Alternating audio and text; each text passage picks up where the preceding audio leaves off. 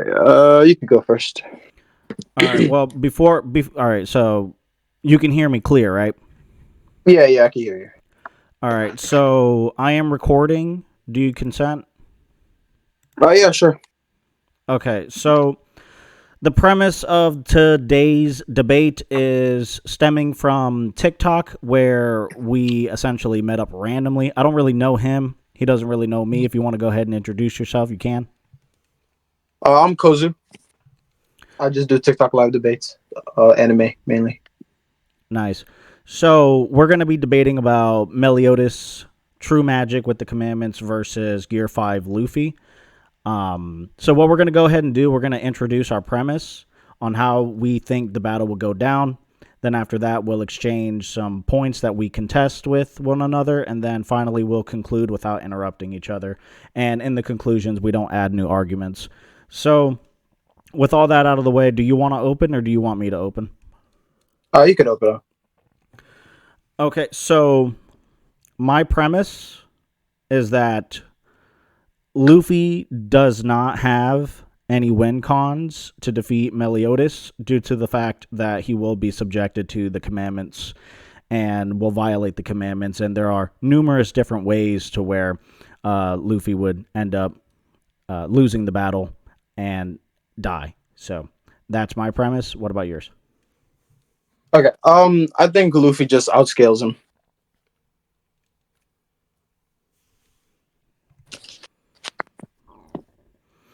Okay. So now that we got that out of the way, where do you scale Luffy? I have him at star. With it's anywhere from like 200 to 600 times MFTL plus in speed. Okay, are you going with a consistent representation or are you going with higher end arguments? Um, I think it's consistent. Yeah, I know, but do you want to use consistency or do you want to use the higher end arguments for One Piece? Like, there's two Higher different in metas. higher in like what sense exactly are you talking? So, like, consistent, like, for example, Naruto, right? Consistently planetary, star stuff, solar system, nice solar system, Kaguya level stuff. You know what I'm saying? Like, consistency.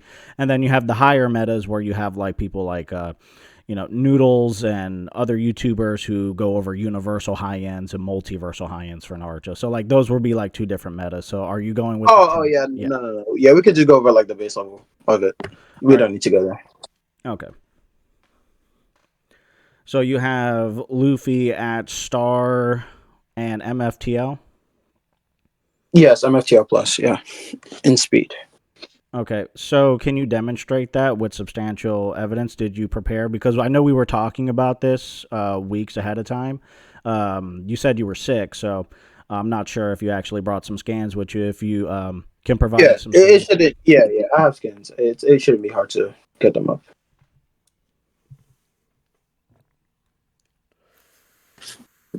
Am I cutting out? Hello. Yeah, I'm still here. Okay. Yeah, yeah. I do have skins. Yeah, go ahead. I'll give you Yep. some time. Oh, okay. To show. Yeah, to Sean. You could just send them to me. Gotcha. Okay, so I'll start first with the Blackbeard one.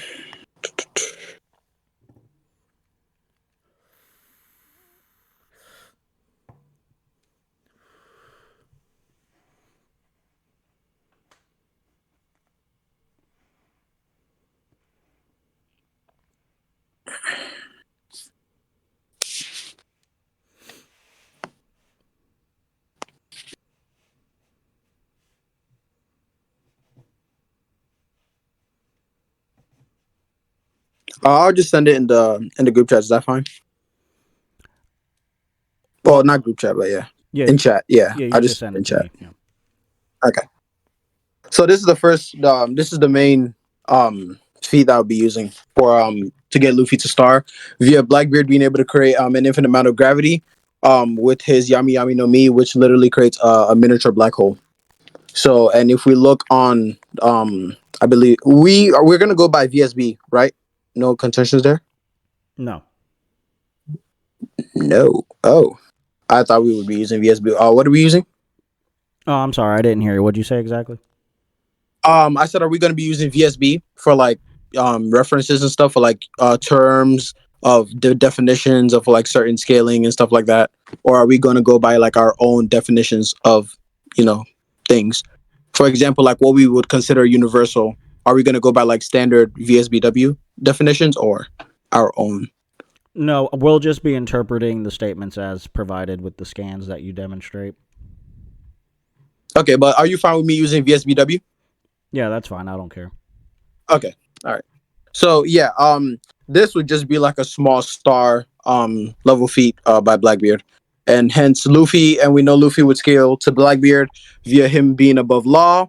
Law goes relative and almost kills Blackbeard. So automatically that would just put Luffy on the same level as Blackbeard since he would be above Law in terms of scaling for via what we saw at Wano.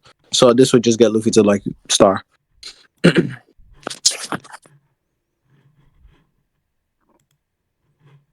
Any contentions? Nope.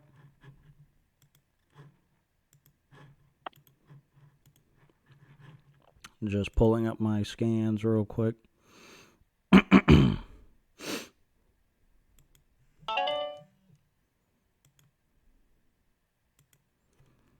That's weird.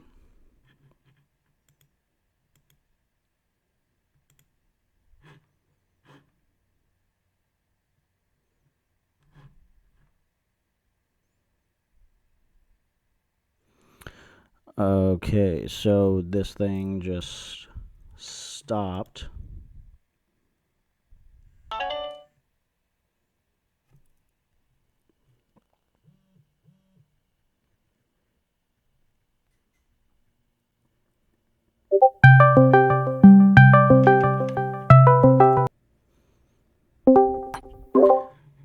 Yeah, sorry about that. I have no clue. My browser just closed on me. It was weird. Okay, yeah, that's fine. That's fine. Yeah, so I was saying any contention for that. No. Okay, so then this would just grant Luffy star in terms of AP, and then you want me to move on to speed? Yeah, you can go ahead and move on to speed.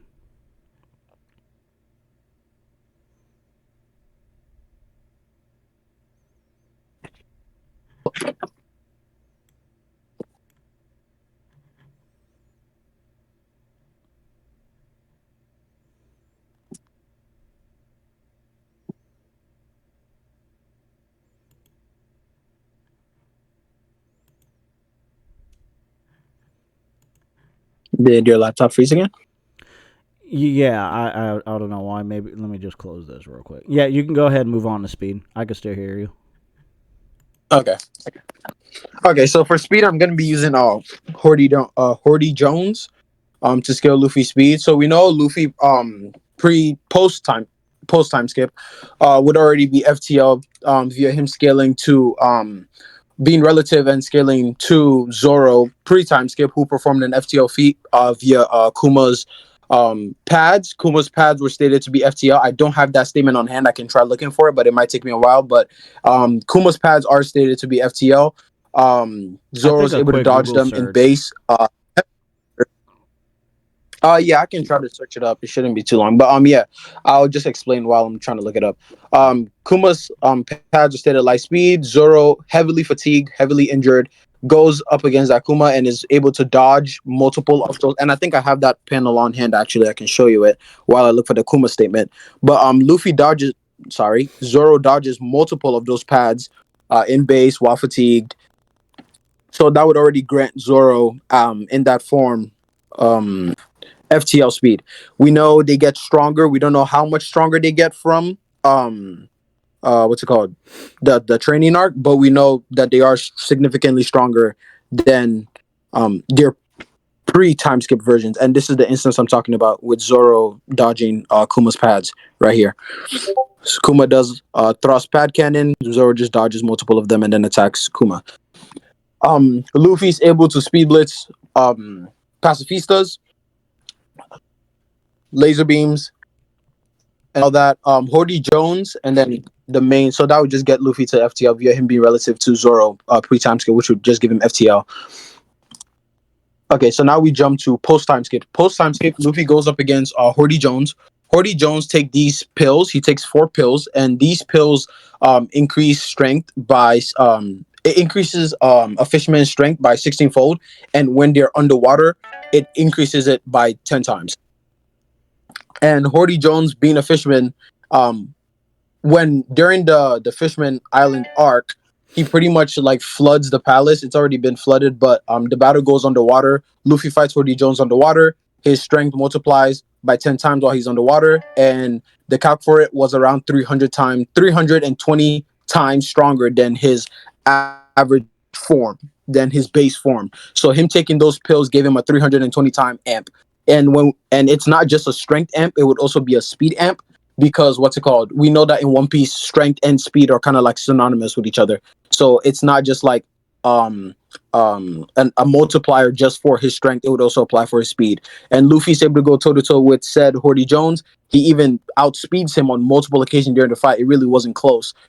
So Luffy already being FTL at that point, and then being able to go up against a 320 time multiplier, Horty Jones would just make Luffy 320 times FTL, which would just make him MFTL plus 320 times MFTL plus, and that's where I have Luffy in terms of speed.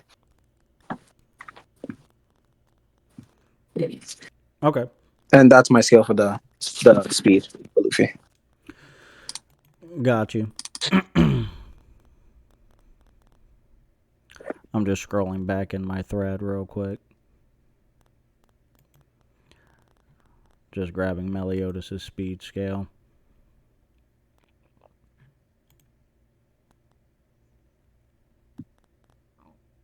Well, I have his power scale. So, initially, you claimed that Luffy would outscale Meliodas. So, the pieces of evidence that Yes. I have brought here conflicts with that, considering numerous different factors. We're going to start off with the,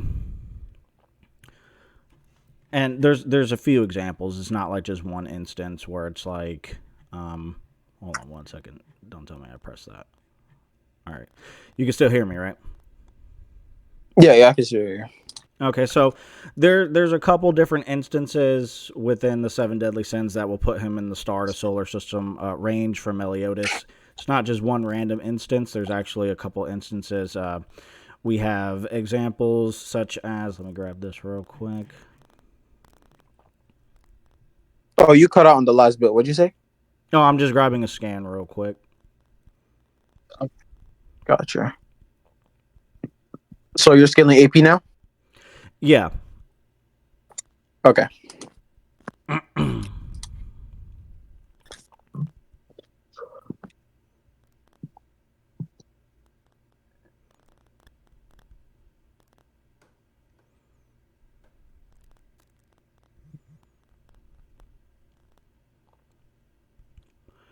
Yeah, and I also have data book links as well explaining these abilities. So yeah, Meliodas, his scaling contests with being outscaled by Luffy with a few different factors here. So for one, it's described by Merlin that Meliodas within his darkness cocoon created a field of darkness, which in real life comparisons would be relatable to a black hole.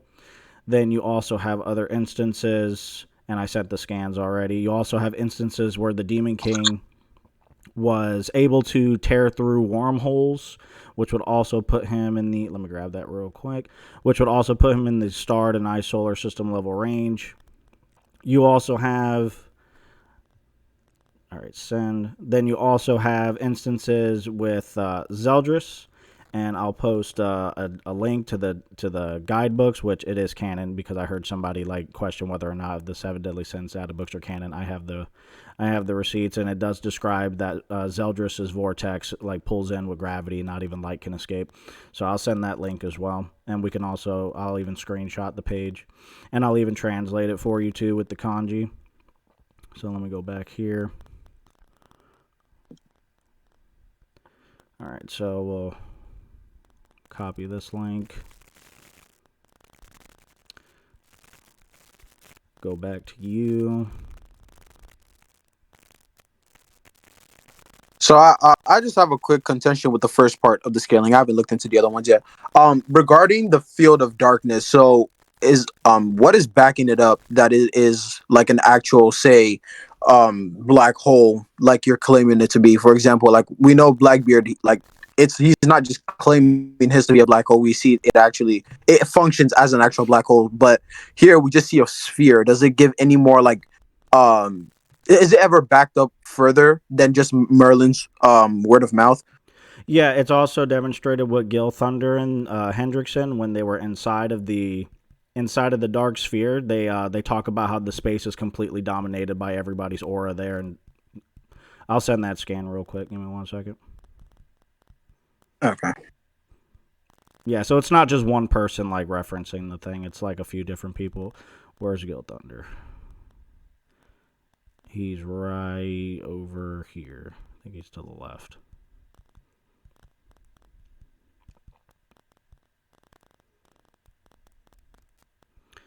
There we go. Yeah, this whole place immensely packed with their magical energy of those powerful six is completely dominating the whole space. And we see the space being contorted.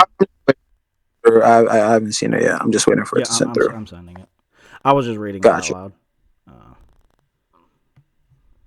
Yeah, so it's not just one person referencing. There we go. And then I could have sworn I sent that link. Let me go ahead and send the link real quick, which also backs up with Zeldris. Where did I put that? It's over here. I got way too many scans. That's the issue.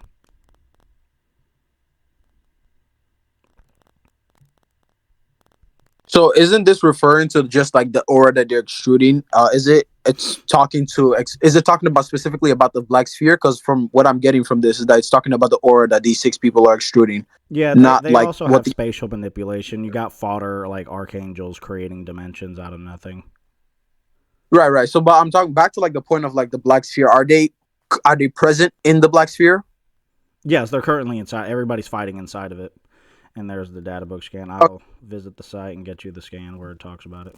What I'm finding hard to understand is how exactly like it's referencing the sphere itself acting as like a celestial body, because it's not really, for me, it's not giving any indication. It's just saying that like it's a powerful field of darkness. It doesn't give any more like evidence that, oh, like it acts like an actual black hole. For example, it's saying that it has like a strong field of gravity, or um it's sucking things in, for example, to give Well, it's just more backing like that it is acting like an actual black hole instead of it just being just a sphere of darkness, yeah, which would so just be nothing.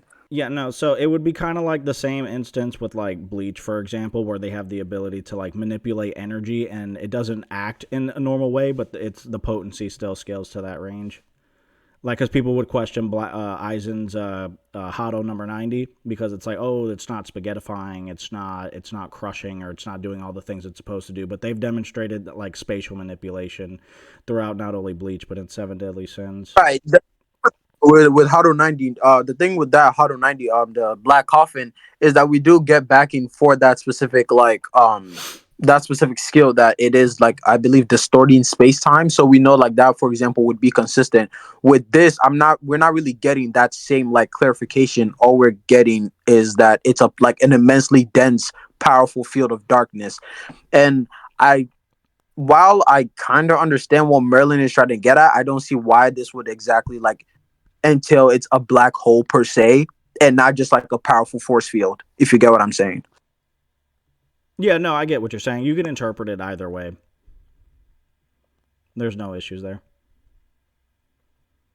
So I mean, if it comes down to interpretation, then from what I'm interpreting it as, it's just a powerful force field. It wouldn't necessarily be a black hole per se, compared to like someone like Blackbeard's, which would like be a black hole, because we see it has the features and functions of an actual black hole. So if it comes down to interpretation, I would just say this is like a very, very strong force field and not an actual black hole.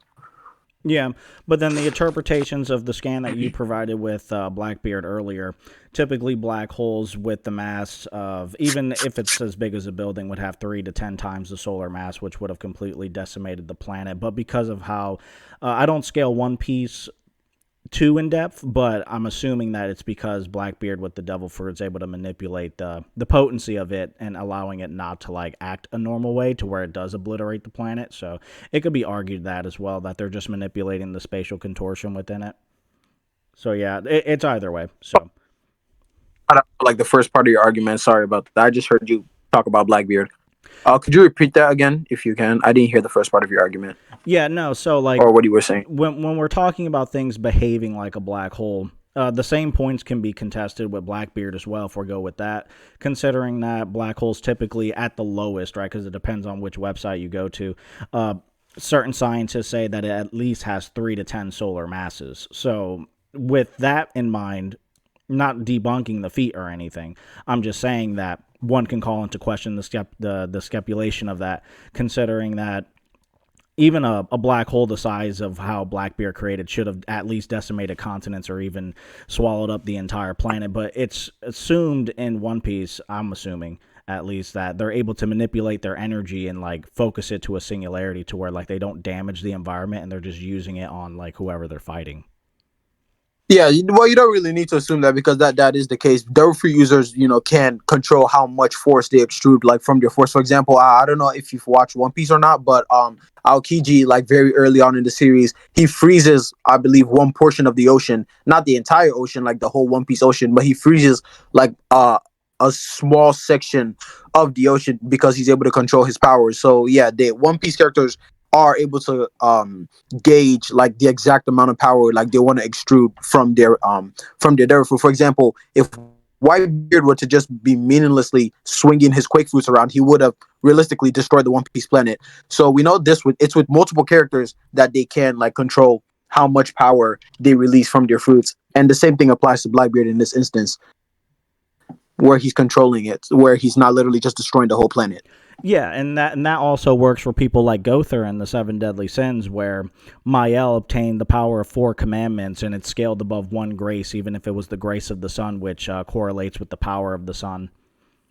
So it would also be in those ranges as well. But his self-detonation technique, which would have killed Mael, which is why he had to use his gravity technique to like negate Gother's detonation bomb, it would have definitely either killed him or caused significant damage. Either way, Mael, being as strong as he was, didn't want to deal with it, so he had to like pin Gother down. With that amount of force, destroying someone that powerful, you would inevitably destroy the planet, but it's being focused to a single point. Nobody was worried about like the entire planet dying. It was just a last ditch effort to take down Mael. It's kind of like what Chaozu tried to do to Nappa, but in this case it would have worked, but it never got to go off. Okay.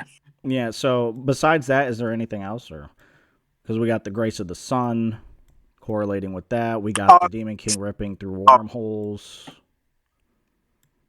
could you explain the what's it called the white hole argument? Because I'm not understanding. I didn't pick up on the point. Yeah, I'll go ahead and read it out loud to you. It's not a problem. Oh, I believe the wormhole, the second scan after the first one. All right, so I sent a total of 4. I'll just read all. I'll just point out all 4. So what's happening here is that when they were in purgatory, there was a small gate, a small like, depending on how you want to call it, it was just a small little portal, right? It's not really a portal. It's more like a tear in reality, connecting purgatory to the living world, and it was tiny. So Bon and Meliodas had dipped through to try to get away from the Demon King, and the Demon King shoves his arm in there, tearing the hole a lot larger. I actually have another scan with a better angle. He tears the hole a lot larger than what it originally was, and he's bench pressing his arm through this wormhole, trying to grab Meliodas, and he actually does grab Meliodas, and Meliodas obliterates an arm that can like, you know how you would flex and show off your muscles. He literally did that with the force of a wormhole, like crushing on his bicep, and Meliodas completely obliterated his arm and base, not even trying. So that would be another contentious point on why star level Luffy doesn't outscale. I'm not arguing that Luffy isn't more powerful. I'm arguing that your original premise was that he outscales him, when clearly there's many pieces of evidence that would put them in the same tier. So no, he wouldn't outscale him. Okay. Okay, I understand that point. So, but I do have a quick question. Wouldn't this just count as teleportation magic No. instead of him just using brute force? It was never stated that. Okay. Yeah, no, I've read this like 2 times. There's no teleportation.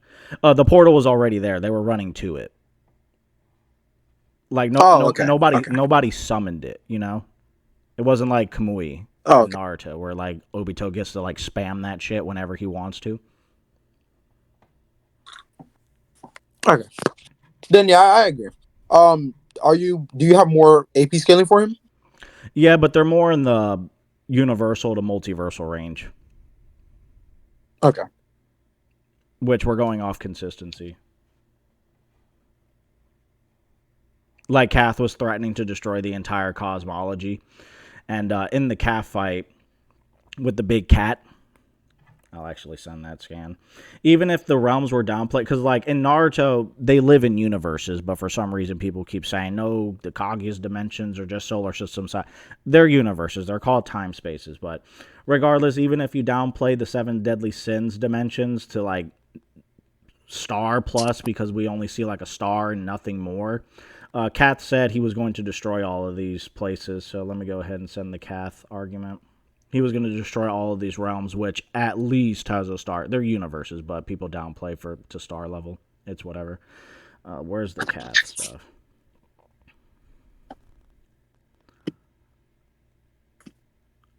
And these are all feats for you said true demon form Meliodas? Yeah, true magic. True magic, okay.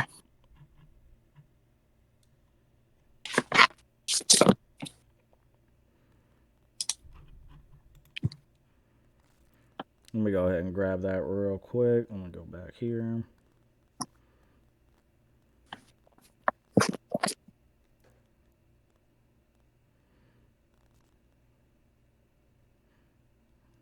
All right, so I got that. Go here.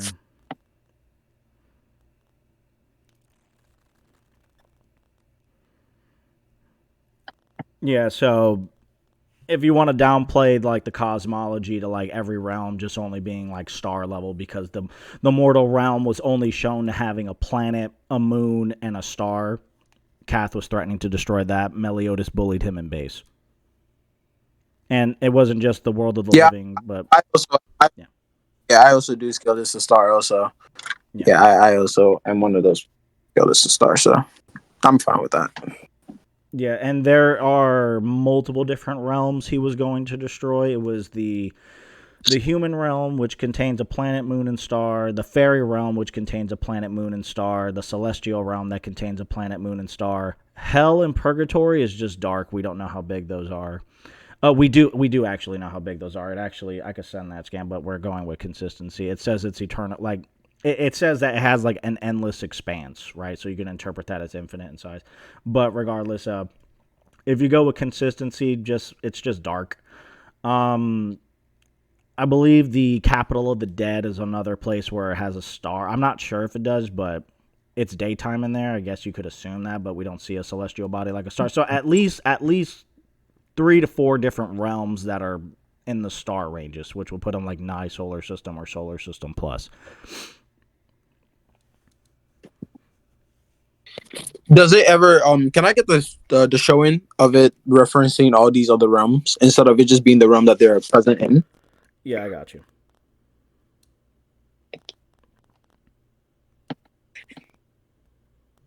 Like you want to see like the other realms, or like what exactly?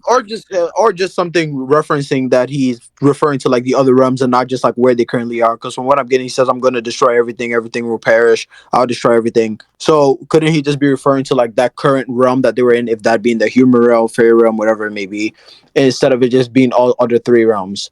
Or is there like any implications that he's going to destroy all three of them instead of it just being like the present one that they're in?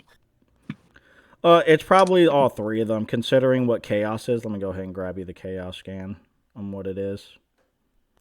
Let me go back here. Let me grab this. And this goes over more the cosmology of it.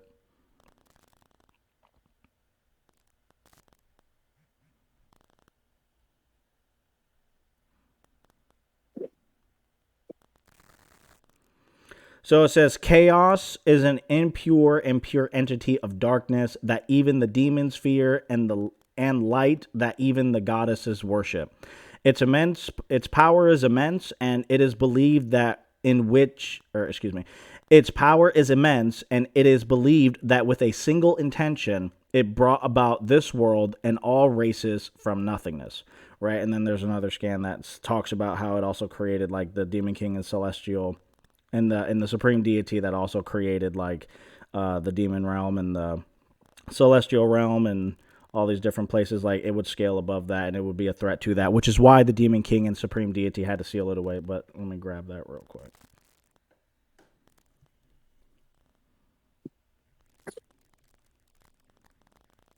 How does all this correlate back to the big cat? The Because I cat, understand that this is going over like the basic cosmology of it. yeah, the cat scales to chaos, which scales above like the demon king.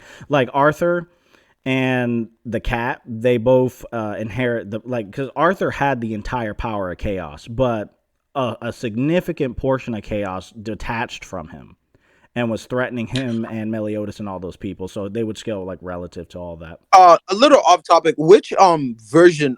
Not sorry. Which sequel or like prequel does this version of Meliodas show up in? This true magic form. Is it in the Four Nights of Apocalypse or is it in like the original like Seven Deadly Sins? Original Seven Deadly Sins. Do you need the manga chapter? Okay, because no, you bring in Arthur in. I'm pretty sure that was from Seven Nights of Apocalypse. I'm pretty sure where he gets No, the power of chaos. no. He gets that in Seven Deadly Sins. In Seven Deadly Sins, yes. Okay. The last event in Seven Deadly Sins is the battle with Kath, where Kath basically is a huge chunk of the power of chaos, which scales above the Demon King and Supreme Deity that created all the realms. And the Supreme Deity and Demon King had to like seal chaos away. And Meliodas is fighting him in base and bullying him in base. Oh, so chaos basically just takes the form of a cat. With a significant portion of the entirety of chaos, but yeah. Okay. So yeah, no, I'm not using Four Nights. I'm not using any of that. Plus, it's still going, so Okay, we don't gotcha. I we was don't just a know little where bit they're at. confused because I thought that version. Yeah, yeah. I just had a little misconception because I thought that was the version from Four Nights of Apocalypse. Yeah, so I feel comfortable saying that Luffy doesn't outscale him in AP. If you still have any contentions with that, I can move on to speed. Oh yeah, that's fine. I think yeah, I agree. Okay, so he So we doesn't can move on to he speed. doesn't outscale Luffy, or excuse me, Luffy doesn't outscale Meliodas in speed. Meliodas can also be scaled to MFTL plus, and there's also inaccessible speed scaling that's also quite consistent as well. So ever Oh, since the appearance of did I cut Gopher, out? no, did you say something? Hold on, real quick. You cut out like massively, or I cut out. I don't know. That's What did fine. you say prior? No, all I was saying is that Luffy does not outscale Meliodas in speed. Meliodas can easily be relative, if not faster than Luffy. Since we're going with the light speed scaling, I could leave the inaccessible speed scaling alone, but it is pretty consistent with inaccessible speed. Zeldris is able to pull in Merlin using instantaneous teleportation, but she's not fast enough to teleport out of there, but Escanor is fast enough to blitz her and save her.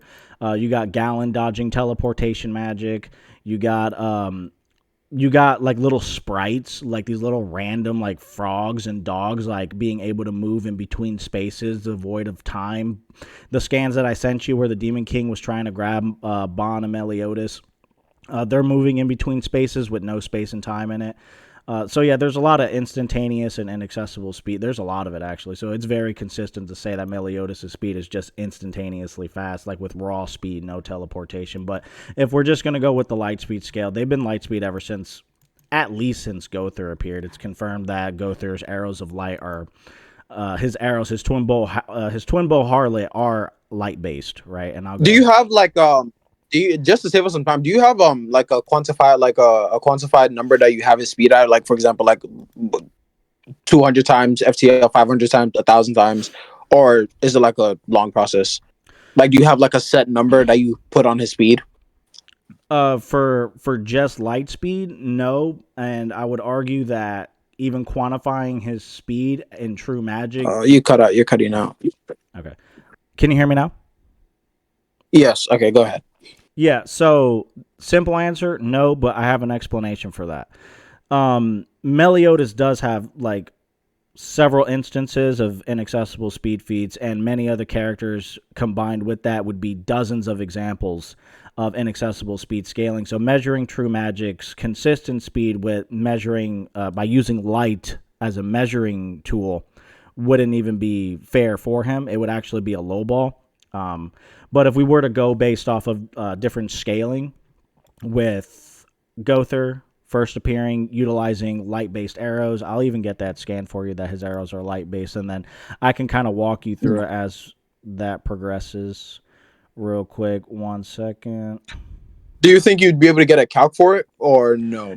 Because Not at the then, moment. like, Not at the moment. I could definitely do that. I'd probably end up with like hundreds of thousands to maybe millions of times FTL if we go based on different multipliers from Meliodas dodging and scaling to Gother at light speed. You would at least have that at a base level. Wineheight's probably light speed, and he's way slower than Gother. But if we're just using Gother when he first appeared, you can get him baseline level light speed.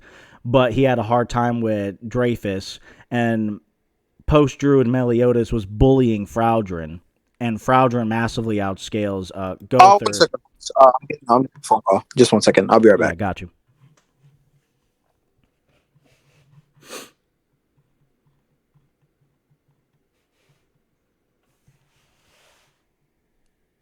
That might actually be interesting, though. Just to see how fast he is if we're just using light. It would still be a low ball, though. He's way faster than the speed of light. They travel between realms that are endlessly large, so they would have infinite speed, but and they consistently do that too, but it's whatever.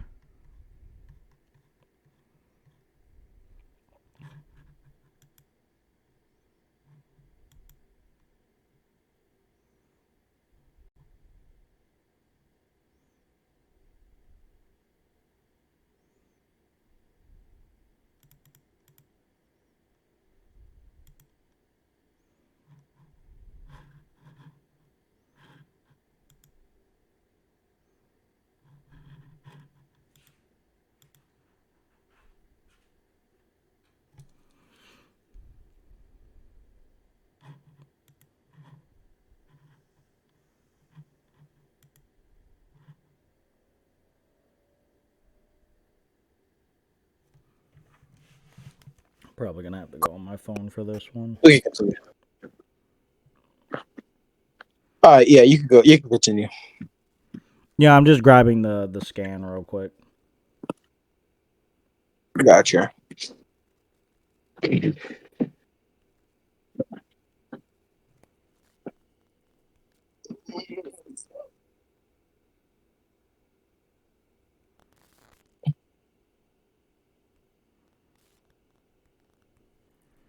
Yeah, I'm gonna screenshot that.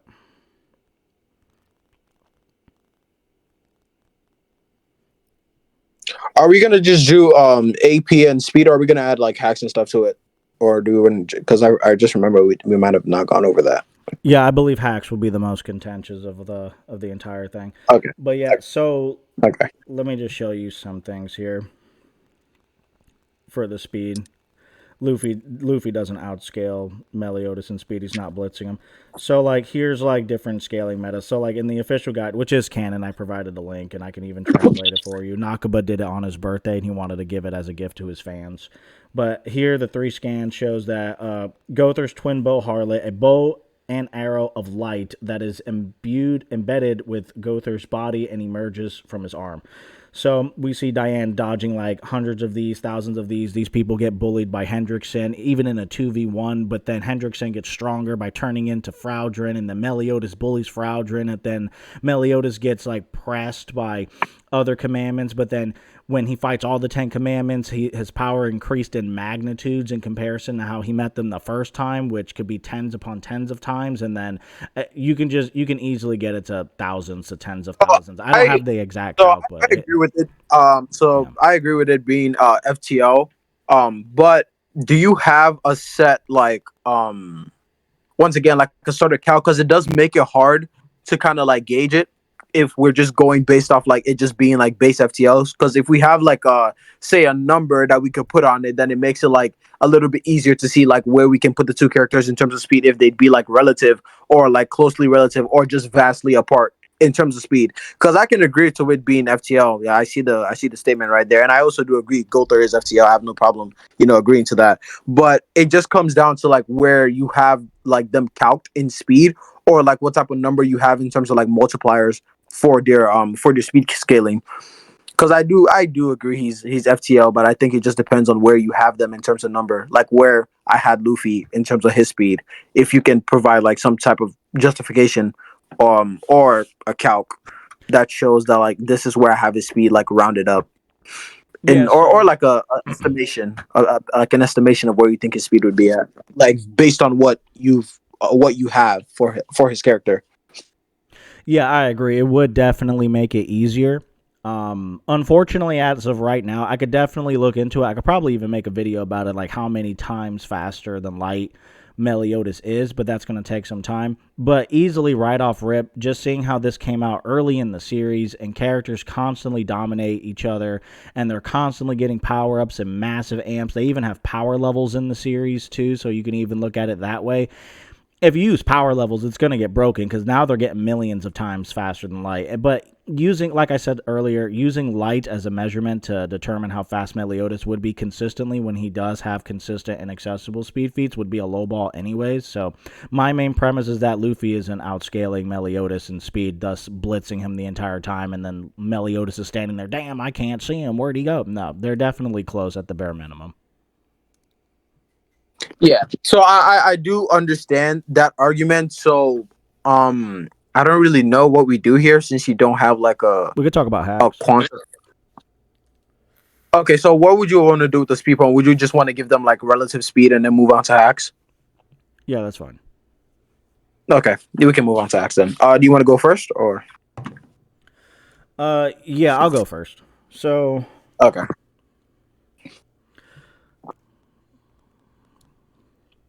let me see here. Now the commandments work. They're actually the way that the commandments work are actually pretty funny because to trigger its effects, it's very subjective, and practically anything can trigger it. And Luffy's coming into this battle as like a random encounter, and Meliodas isn't the type to snitch on his own abilities and give his opponent the edge. He's never done that. But I do see some commandments here. Some of them, I will admit, some commandments won't work on Luffy, but there are quite a few that would. So, like, I guess we'll talk about the commandment of. Let's go ahead and talk about the commandment of selflessness. I got a couple selfish scans from Luffy. Quick Google search, by the way. I haven't read the One Piece manga, but I got a couple selfish Gotcha. scans from Luffy. And while you're at it, can you show me where this form like is stated to have the commandments or have it in any way? Because I also haven't read the manga, so I really don't know if this He version he possesses obtained it. He obtained it. I could show you the scan. I mean, I could. I gotta go it. back. I'd have to go back and find it. It's gonna take me a minute. Do you want to wait or? Yeah, sure. Because I just want to double check that he does possess it before we just move on. So yeah, you can take your time. Gotcha.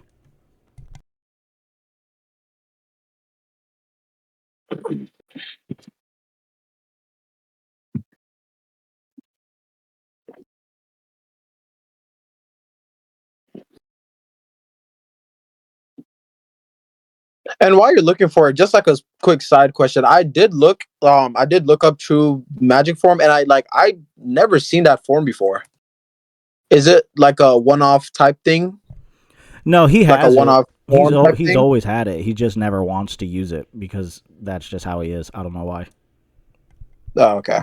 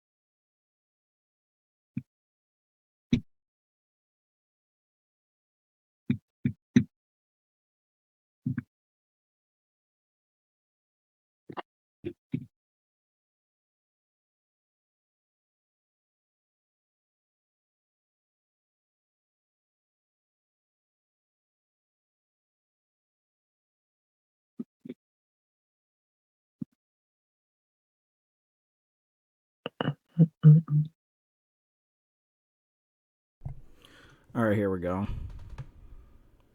It actually shows him flying with them. I'm gonna go ahead and send it. Later on, towards the end, he does destroy them, but this is it would still be applicable to what we're talking about because that's like encroaching on like the four knights, which I'm like not trying to use. So long. Isn't this his assault mode? If I'm not wrong. Yeah, true magic can use them better.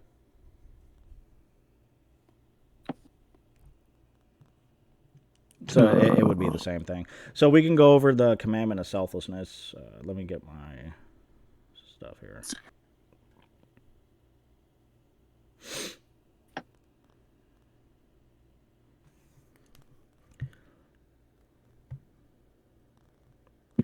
All right, so boom, boom. The commandment of selflessness causes those inflicted by its curse to lose their memories, feelings, and entire sense of self if they have a selfish personality or demonstrate being selfish in any way. Um, Let me go ahead and post some. And Frowdrin, he was the substitute commandment. He doesn't have the commandment of selflessness. Actually, Gother, no, it wasn't. Yeah, I believe it was the original Gother, the one in the wheelchair that had it. But here are some selfish Luffy scans. Like just that being a part of your personality would leave you affected by it. I just prefer to send. I could care less about this country. My friends. Okay, so I feel like this I feel like selfishness is something that definitely has with every character, but here's the thing I have to say about Luffy regarding it being selfish. These are just two instances. We know that Luffy's character is not like that most of the time. And we know that like you firstly meet like you meeting him for the first time, that's not the impression you're gonna give off unless you're like a villain that he truly hates. And I believe the panel that you're getting the first scan from is from Alabasta, and that's like way back when. And I believe I can look into the context of that. It's been a minute since I've watched Alabasta, but him saying I could let me pull up the actual scan and see what if that's what he actually says. Just give me 1 second. Go I just ahead. want to double check it.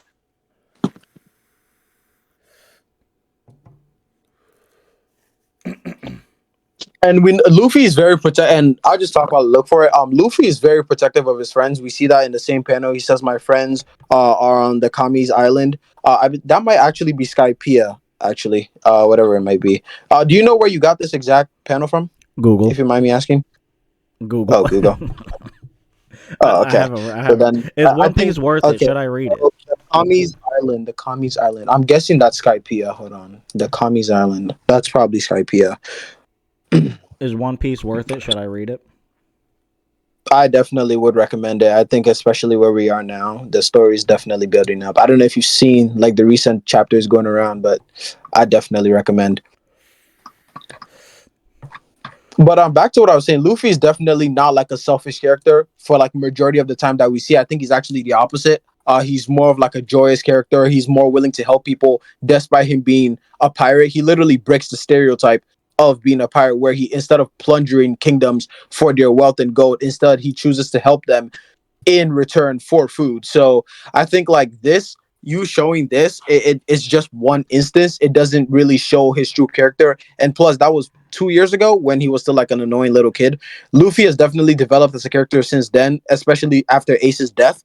And both of these instances, well, the first one being pre-time skip, I feel like it wouldn't really be applicable now to like a current Luffy, because we know, he's grown since then. He cares about his people. And the second one where he says we're pirates, I like heroes a lot, but I don't want to be one.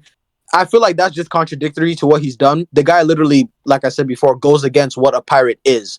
Instead of plundering, killing, doing typical things that pirates do, he does the opposite. He saves them. He takes people from sorry, I mean he defeats oppressive dictators and sets the people free. Wano, Dressrosa, what are the instances? Alabasta. He's done it on multiple occasions. So I feel like it just both of these are just contradictory to what Luffy's character actually is, because he just does the opposite. No, and that very well could be the case. Luffy more than likely got a massive character growth to where he's not as selfish as before, but if there is selfishness in your heart, the commandment would take effect regardless on how minuscule or petty it may be. So that's Well, a I feel massive like problem for Luffy. well, it would have to be like in the context of the fight where Luffy would have to do something selfish. But I feel That's like not if true. it, like you said, if this is like a one-off type thing where they're just seeing each other, then Luffy would have no reason to like show like a selfish desire or a selfish gain if he's just meeting someone. Because we know how open-minded Luffy is when he meets new people. Except like unless he has like a pre kind of what's it called? Kind of like a how do I explain it? Like if he already has an idea of what you are, like for example Kaido, he already knew Kaido was a tyrant before he even met Kaido, so he already knew Kaido was a bad guy. So if this is like a one-off experience, there wouldn't be a need for Luffy to show this. Yeah, no, I'm not. I'm. There's just one minor correction. You said it has to be within the context of the fight. That's not exactly true. The commandments cover a wide area. So, like for example, the commandment of selflessness actually wiped out Gira's memory with her younger brother in the Seven Deadly Sins manga, and she was nowhere near the fight at all, and thus she lost her memories where her brother, and she wasn't even participating in the fight, as minuscule and as petty as that is. And for the most part, she demonstrates herself to be a very loving, caring big sister who just wants to see the best for her brother, but she ended up losing her memories anyways and her entire sense of self. So you don't even have to be fighting Meliodas. It could be about anything. Like anything in your past, any relationship. It doesn't matter. Like it doesn't even have to be like towards Meliodas or in the context of the fight. It could just be about anything. That's how petty these commandments are. Can I see this like actual statement of this? Yeah, I could show you. You want Gira losing her memory? I can show you that. Yeah, whatever you have based on this specific commandment. And also, is his commandment? I don't know. I forget who had it, but is it like the commandment where it does work on the user? Is it like I forgot whose it was, where like if you lie you turn into stone or something? Where he got by his own commandment? Is it like that? Does the commandment affect the user of it? Not the user who's mastered it. No. The individual commandments, yes, but it doesn't affect the Demon King because Zeldris he got amped by the Demon King to where he can negate commandment curses, but he wasn't strong enough to negate Meliodas and Elizabeth's curse, which is why Meliodas had to transcend into true magic and obliterate it. So Meliodas, like via this form that he has, he's not affected by said commandments that he has. No, he has complete domain over the commandments. Okay, okay, that's fine. Let me just get the statements for the selflessness one.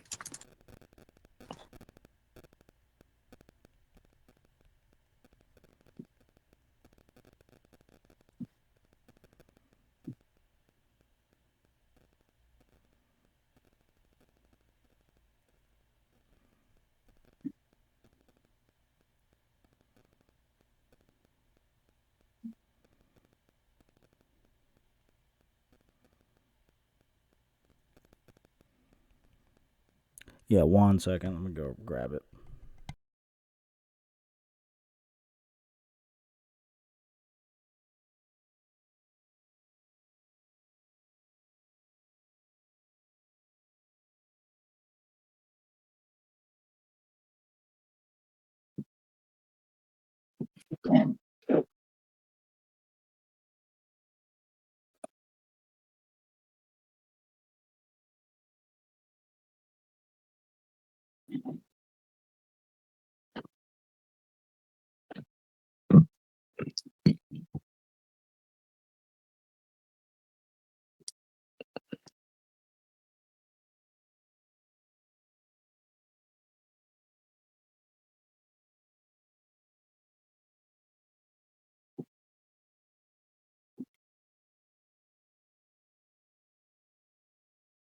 Mhm.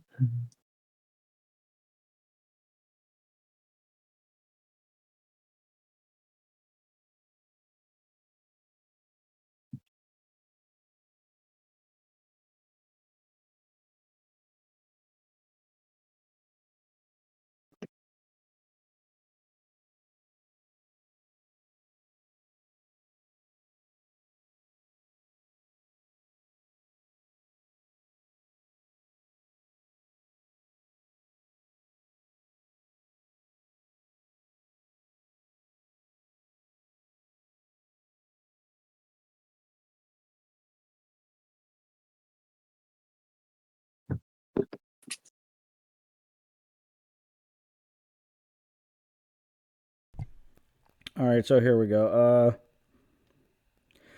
It's also in the anime too. You can watch it on Netflix. They do the same tellings in there. Gother had to like free her from it and break that commandment curse so she can remember who her brother was. It's also on Netflix too. I'm not lying about it. So this is the what, the selfless, selfish, whatever Yeah, curse the commandment. selflessness. Yeah, she wasn't even a part of that battle, and she forgot totally like what the fuck was going on. She didn't even know who she was. I think it was season 3, like the first 10 episodes. Okay, so my understanding of this is that you're saying regardless of what the circumstance is like it's an auto active type skill. Is what I'm Yeah, yeah. getting. The commandments are passive. He walks into the arena, and they're all on. Okay, so I also stand firm on what I'm saying that it like this specific commandment still wouldn't affect Luffy via what you're saying. Because we know, for example, someone like Fujitora who has a very strong sense of like observation hockey literally says that like he knows that like Luffy is a kind person and he knows he wish he hadn't blinded himself to see what type of person Luffy was because of the type of energy that Luffy was just giving off from just his vibe and his character alone. So we know that character just meeting Luffy already get this sense, even after not even seeing him, have this sense of like Luffy being a very kind person. Fujitora literally says, I bet you look kind. And he's blind because of how corrupt the world was. So I feel like selfishness is definitely not one of Luffy's characteristic. All humans have it, definitely. But I feel like it's not as apparent in Luffy like it would be in like other shonen characters because Luffy's character is more like out like it's more shown with like goofiness and kindness more than selfishness. Because if there was a lot of showings of Luffy being like selfish, then I could definitely concede to the point. But it's definitely not in the case for Luffy because we hardly see scenes where Luffy is acting like it for a selfish gain of himself. Whenever we see Luffy act, it's towards the better good of someone else or for the better good of his crew. It's never for like his own selfish gain. And even his dream, he's willing like he's not necessarily willing, but he's not even like how do I word it? Um like for example, Shanks, he's like a little bit like skeptical like when going up against someone like Shanks to be like the king of pirates, for example. So like Luffy, like it's not a very prominent characteristic of his character. And we can go through like a lot of showings in One Piece to show this and back this up. Like what I like the point I made with the kingdoms and stuff. So I think like this commandment it just wouldn't have an effect on him because it's not like a very prolific feature of Luffy. I agree up until the point where you said it wouldn't have an effect. So I would say Luffy, since I haven't read it, I would assume that 99% of his heart is not selfish, but that 1% is going to trip him up. That's my stance. We can disagree on that. And what is that? And you're saying that that 1% is gonna what exact feature does this? What does it do exactly? This sin, You lose like, your does it like memories, your kill? Like, sense of self, and you're just mindless. Like you don't think about anything. You lose your memories and your entire sense of self. You're like a zombie, like in your mind, like you're brain dead. It's kind of like you're in a coma. okay, so I'm just having a hard time seeing like because you're saying the 1%, so it's only going for the 1%. Is what you're saying? That's all it needs. That's all it would need. Even if Luffy isn't even fighting Meliodas, let's say he's fighting Naruto like 10 miles away, they're both getting caught. Okay, let me just see. Let me just 1 second, real quick.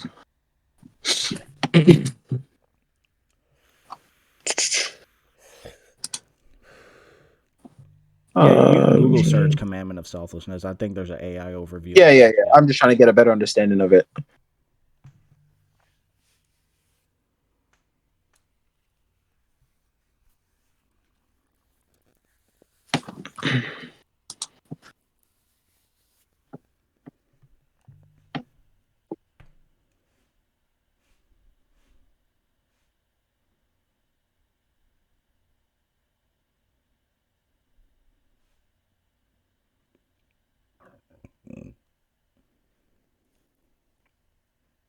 Okay, so I don't know how true this is, but right here, this is from the Seven Deadly Sins wiki. It says anyone who has a relationship with another before him that is built on their desire for each other is affected by the commandment. So what I'm getting from this is that any woman who has been, um, I'm guessing anybody who's been with that woman, I'm guessing before him and they love each other is affected by the commandment. I don't see how Luffy would have any sort of romantical relationship with any of them. So That's this is more and this plot is induced. exactly. There was a situation where the in the command with the commandment of selflessness, like they had a situation where like there was relationships between the demons and things like that, and when they tried to move on, but they couldn't because they were obsessing over the past. So it's like that's just one condition out of like the variations. Like because we also see like as I provided the scans here that it also takes effect even with other means. So that was just plot induced. Like you'd have to watch it on Netflix to know what I'm talking about. But yeah, that was a that did happen, but that's not the limits of the commandment. No. So with this variation that I'm seeing, wouldn't this just apply to like what exactly was talking about before? Did this woman in the screen have like any type of relationship with anybody prior to like her losing her memory or whatever? Or what is the context behind her gaining this curse? Because from what I'm seeing, it says anyone desired for each other is affected by the curse or the commandment. Yeah, so it doesn't have to be like sexually charged or anything like a marriage or anything because she lost her parents as well, which is why she decided to become a holy knight. So that could also interpret it to be that. So like you can get affected by the commandment just by having like just something in your past, like an unrelated incident to what's actually going on in the current battle, and that'll just happen. Like the commandment would take effect. So Um, I mean, you'd have to look for moments where Luffy is like being selfish, but like I'm saying, there's not really a lot of showing of it in the series. So I feel like there's not enough like from Luffy's side to just say that like this would affect him. In fact, because if I could think of like times where he was being selfish, like I would say that okay, then yeah, it's in Luffy's character, and we have seen multiple times of this happening for it like to have effect on him. But on hand, there's really not like a lot that we can go off. I mean, I can look through right now. It's over 1,000 chapters, but we'd be here all day. yeah, no, I get But what you're saying. That there's really next to like besides the two like, scans. like there's really Yeah. next to nothing for us to go off to say that Luffy would be affected by this commandment because Well, no, there that's really not what isn't a lot of these characters. yeah, But yeah, you can go ahead. Go ahead. yeah, no. So what I was saying, like, I do agree with that. There's not really any like a lot of good evidence for Luffy being inherently selfish. He's probably 99% a pure-hearted soul who cares about other people. But I did provide two scans of him being a selfish dickhead and saying things that was very rude and he shouldn't have said it. And that's how he actually felt at the moment. And Gira was affected by her past with her parents, her relationship with her brother, whatever potential relationship she had dating doesn't matter. Doesn't matter how far back in the past if there was an instant of it and that's a part of your personality, it's just gonna happen, man. So I would say yeah, 99% of Luffy, he's an honorable kid, but that 1% commandment takes effect, and it sucks, but that's how petty the commandments are. While I do see that, but again, back to the point of it being like a sort of what's it called, a kind of context type thing is what you need to like understand in this is that we see Luffy is very protective of like his friends, and two, when he's saying this, we know like once again this is in the context of pre-time skip Luffy. He's a 17-year-old. He's like I think he's 17 in this. He's a kid. He doesn't really know like much of like he doesn't really get much of his character development until Ace dies. So I mean to take one like scene where he's just saying something rash, because there are moments where we as people say something rash and we don't mean it. So Luffy, we have no way to prove that like Luffy literally meant what he said in this moment, because as kids people say anything, because like in this scene Luffy's literally the same age as me. I'm also 17. So like we could say things that we don't inherently mean. So you'd have to like prove that like, oh, Luffy in this moment literally means what he says. But we know that this wouldn't be the case, because Luffy could say, "Oh, I couldn't care less about this country," but then the country could offer to pay him food, and this man will literally die for them. We see this with Wano, where literally he tells Otama, "You give me food, and I will literally liberate this country for you." Not word for word what he says, but literally he tells Otama if Otama gives him food, he'll literally beat Kaido for her, and then he goes on to beat Kaido. So I feel like in this context, even him saying he doesn't care about the country, if the country were to do something where I believe this is Skypiea, if they were to like pay him, compensate him in some type of way, he would go against what he just said in a heartbeat, especially when it comes to food. So I think it all just comes down to context and knowing Luffy's character as a whole, and it's what I'm really giving down to you right now. Okay, so then I just have one question for you. Since you've read One Piece, can you say objectively 100% certain that Luffy does not have any selfishness in his heart? Any selfishness in his heart? There's no way. He is pure hearted. I'm talking Thor being able to wield Mjolnir type pure. Like, what's going on? And if so, I'd say I he's would an like to see it. airhead. I don't know Thor. I don't know being able to wheel. Actually, okay, that's like an argument for another day. I don't want to go there. Yeah. um, Well, you but know what I mean. Like, I and would if there's a say, scan that backs it up. yeah, and the person I would use to back up, like I would, unfortunately, I will claim yes, because, and the person I would use to claim this would be Fujitora. Fujitora, and I'll just give a little bit of backstory on Fujitora. Fujitora blinded himself because he saw how corrupt the One Piece world was, where he literally just took out his own eyes because he did not want to see the corruption going on inside of his world, because he knew how disgusting everybody in the world government and the Marines were. And he, oh, even though he still chose to be a Marine, he saw how corrupt the One Piece world was, and he said, "I'm not trying to be a part of that, and I don't want to see any of you guys because you're all pretty much corrupt." And he meets Luffy at Dressrosa, and he literally says verbatim, "I wish I hadn't blinded myself just so I could see. I wonder what you looked like, what you smiled like." Um, and we get this warm, like kind of wholesome moment where Fujitora is literally just reminiscing on how he wished he hadn't, taken out his eyes so he could see what type of man Luffy was. And we know Fujitora has a very strong observation hockey, because we see in Dressrosa, he can't see, but he makes that up with observation hockey. Fujitora can see emotions, and I can actually show you that real quick.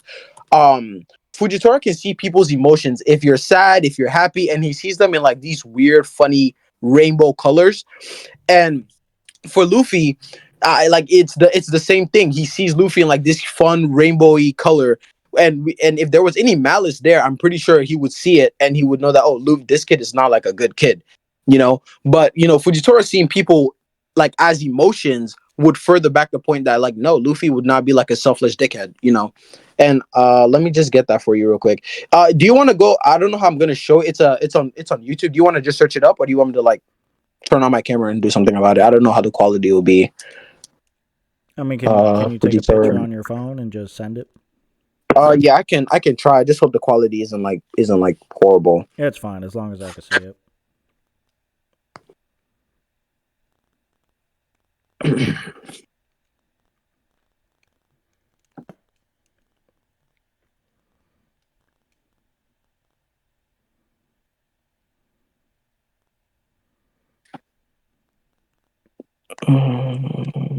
Yeah, right here. Okay, there we go.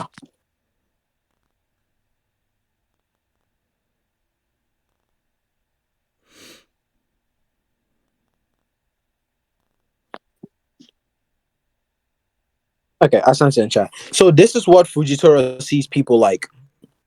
He sees them as emotions. He sees them cheering. You can see the green little spirit right there. That's not actually a spirit. That's a person, but that's just how he perceives them. He perceives their emotion via his observation Naki. So he would see Luffy as one of these like little figures, and we see the figures are all happy because Luffy had just defeated Doflamingo, and the people were all rejoicing and happy. And So this is how he would perceive Luffy when he met him, and he says, I wish I hadn't blinded myself so I could see what type of man you are. So he would see what type of person Luffy was, and like the type of soul he has. I wouldn't claim it's a soul, but for the sake of this, like let's just say like that's how he sees the soul of human beings because he can see their physical appearance. So this is how he would see Luffy. And like I said, this is the same character who blinded himself for the sole fact that he hated corruption. Yet he wish he could have unblinded himself so he could see a kind-hearted human being Luffy. Okay. So we can move on to the next point. Since we're talking about souls, what's Luffy's astral defense looking like? Astro defense. What exactly does that mean, or what are you trying to refer to? Has he ever? Okay, so let me show you some scans here. 1 second.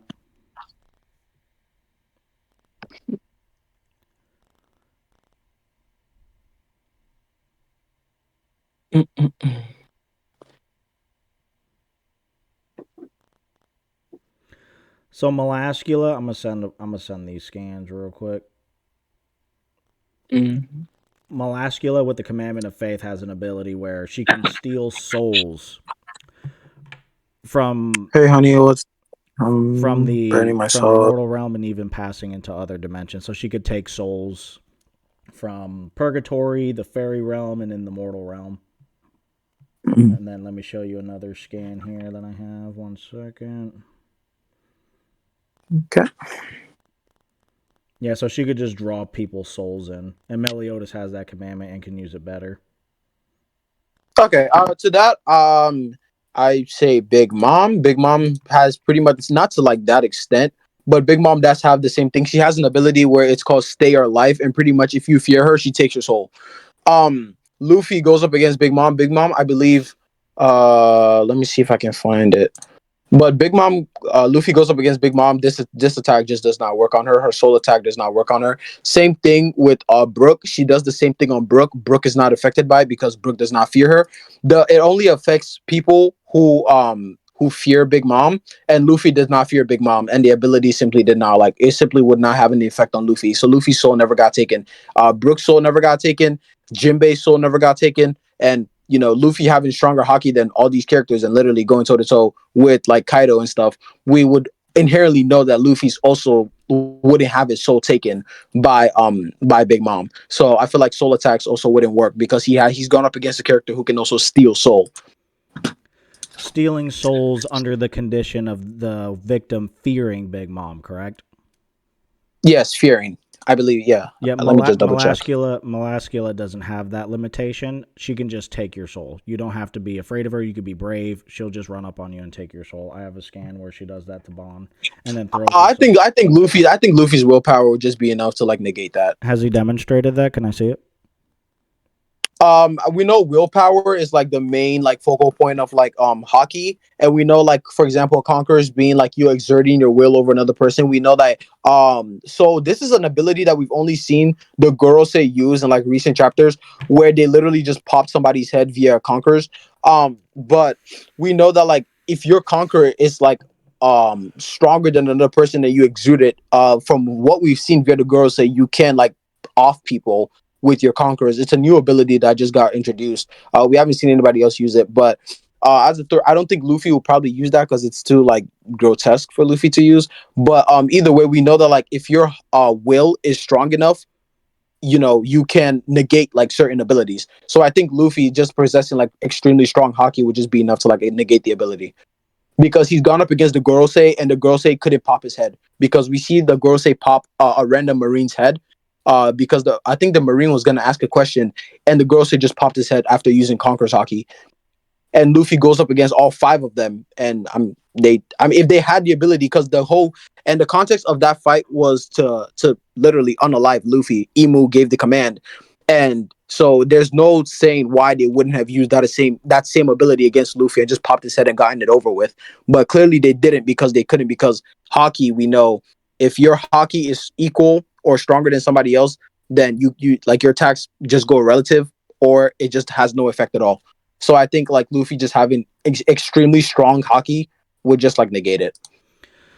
So you think that, or like, I think it would be more of a convincing argument I think if, with the well, I would say with what we know that Luffy would be able to negate it with Conquerors, or via just his willpower just being so strong. yeah, no, I think it would be more of a convincing argument if someone had tried to take Luffy's soul and thus he overpowered them with his hockey based abilities to then like negate their like soul snatch technique. Until that Well, I point, I mean, feel comfortable with what I'm saying that Meliodas would take his soul, especially well, considering the feats of Melascula being way weaker than Meliodas when it comes to that commandment being able to snatch souls throughout the mortal realm, fairy realm, and like all these different dimensions. quick question: has she tried this ability on, say, somebody like Escanor before? Yeah, and he didn't resist the. And that's a funny thing. He didn't resist the soul hacks. What ended up happening was when she bypassed his durability and kicked his soul out, his soul was just powerful when she had tried to absorb it. Right. So like, if you're trying to argue that Luffy, like if Meliodas takes Luffy's soul out and Meliodas tries to absorb it, which I don't know why he would, but if Meliodas tries to absorb it, can Luffy still combat people as like a ghost and like amp his power, or like what's going on with him? And if so, do you have So any scans? just before we get to that, just to get more context on the Escanor thing, what exactly happened when she tried to take Escanor's soul?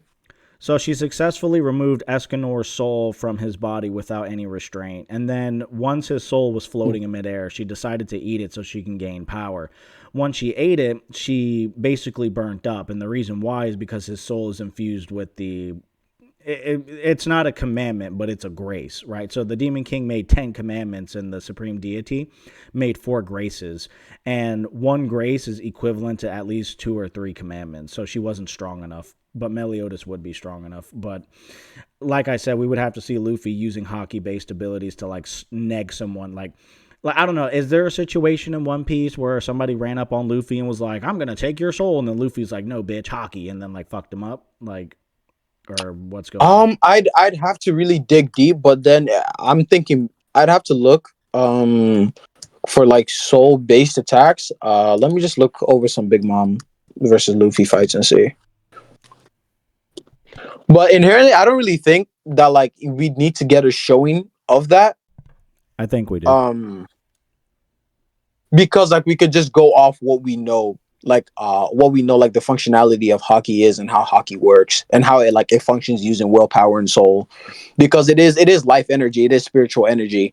um because we know like you're imposing your will over another person. So I just think if Luffy's soul being so strong, and yeah, already you possessing a conqueror's will, is already having like insane like willpower. So I think like Luffy's not just gonna have his soul taken like on a whim like that, just knowing the type of character he is. Okay, so let's just for a hypothetical, because I still don't agree. I would like for you to show something. If you can't now, maybe we could talk on a later day. But let's say I were to grant that Melascula, who's weaker than Meliodas with that commandment, is able to drag thousands of souls across numerous different dimensions. So even if he does have the ability to resist soul snatching abilities, is it to the level of someone being able to outscale someone else like Meliodas and Melascula that can snatch countless souls, hundreds, thousands? It's covered all over the Eh, panels Well, from what I alternate say to that realms. is that like from what I'm seeing is that it's just souls of like fodders. It's not like in like necessarily like high tiers. Like if it was high tiers, then I would understand the argument being Well, made. But it's Escanor and from Mel like are pretty farmers, strong. like just basic human beings. So like I think that there's really like they really have like no way of defending against like such an attack compared to like it being like somebody like a high tier. So if it's just fodders, I feel like it really doesn't mean much, because like we see Big Mom do the same thing where like she literally takes a bunch of people's souls and put them and makes them into homies. So Hmm. I feel like it's the same thing here. So if it was somebody of like a higher tier or a higher rank in the verse, I feel like it'd be way different. But because we've had like the same showing for both of these instances, Big Mom taking a bunch of people's soul, turning them into homies. This instance of Melascula taking a bunch of people's soul, but these are all random fodder people. It's the same thing that happens in both series, where it's just fodders who are getting their soul taken. I feel like if it was Kaido in that instance, Kaido would not get his soul taken by Big Mom, or like Whitebeard would not get his soul taken by Big Mom. So I feel like if it's high tiers, then like an argument can be made. But if it's just regular civilians, farmers, plumbers, fodders, it really doesn't mean much, because it doesn't mean that a high tier, the same thing would happen to a high tier than it would with a fodder. Well, it would happen to a high tier. I would argue that since Meliodas has that ability that Melascula is demonstrating on a much higher level, he scales above both the Demon King and the Supreme Deity combined, being able to destroy the eternal curse of perpetual rebirth. So being able to utilize those abilities on the level he's at now, being able to go toe to toe against someone like Kath in base, who is arguably a threat to Arthur himself in the Seven Deadly Sins, not Four Knights, who has powers so great that it would take the combined forces of the Demon King and Supreme Deity to seal him away. Meliodas being scaled to that high tier level while having that ability and amping it at that high tier level would definitely work on Luffy, considering that not only they created the celestial realm and the purgatory, hell, the mortal realm, fairy realm, the capital of the dead, all these different dimensions throughout the multiverse. Yeah, Luffy would get hit at that high tier. So even if Melascula is showing fodder Have feats, we seen Meliodas like in this form, like utilize this ability for us to concurrently say that, like, yeah, he would be able to do something like he on this has it, magnitude? but at the end of the story, at the end of the chapters, there was nobody else to fight, and he just decided to marry So Elizabeth then, I and mean, got we the really soul. don't know if it's really that much stronger, or if so we Oh, we have no know, like we know. implication that tells us that like it would be stronger than the version that Moleskula has, Oh yeah, it which would would be be. like a weaker version. Yeah, because Zeldris got amped by the Demon King, and Zeldris was able to negate commandment curses, but he couldn't negate Meliodas and Elizabeth's curse, so Meliodas had to do it. I'll put this The link in the chat. what was it, that exact same was it that specific commandment, or was it just like a random like spell? What was a random spell? Well, what Zeldris you said negated, was it that specific commandment, or was it like just like a random spell that Meliodas just threw at him? Random commandment that for the what do you mean when he negates commandment curses when he goes up against like No, no, I'm saying, maybe I'm not wording it correctly, but you said Zeldris like was able to negate something. yeah when he was beefing with like Estarosa and all them, like when he was like Okay, okay. So yeah, I'm saying that was he able to negate that specific commandment, or was it like a certain random spell that Meliodas might have thrown at him, no, or was it The that Demon specific King commandment? gave that to Zeldris, not Meliodas, and he didn't negate this specific commandment because Melascula had already died. So Okay. yeah, So I feel like all I'm saying is that what Melascula is doing, which you're saying that it's just a bunch of fodder people. I'm saying that Meliodas is going to use that same ability, but amp it to his level, which is beyond the Demon King and Supreme Deity combined. That's what I'm saying, which is why it would work. is it in character for him to do such a thing?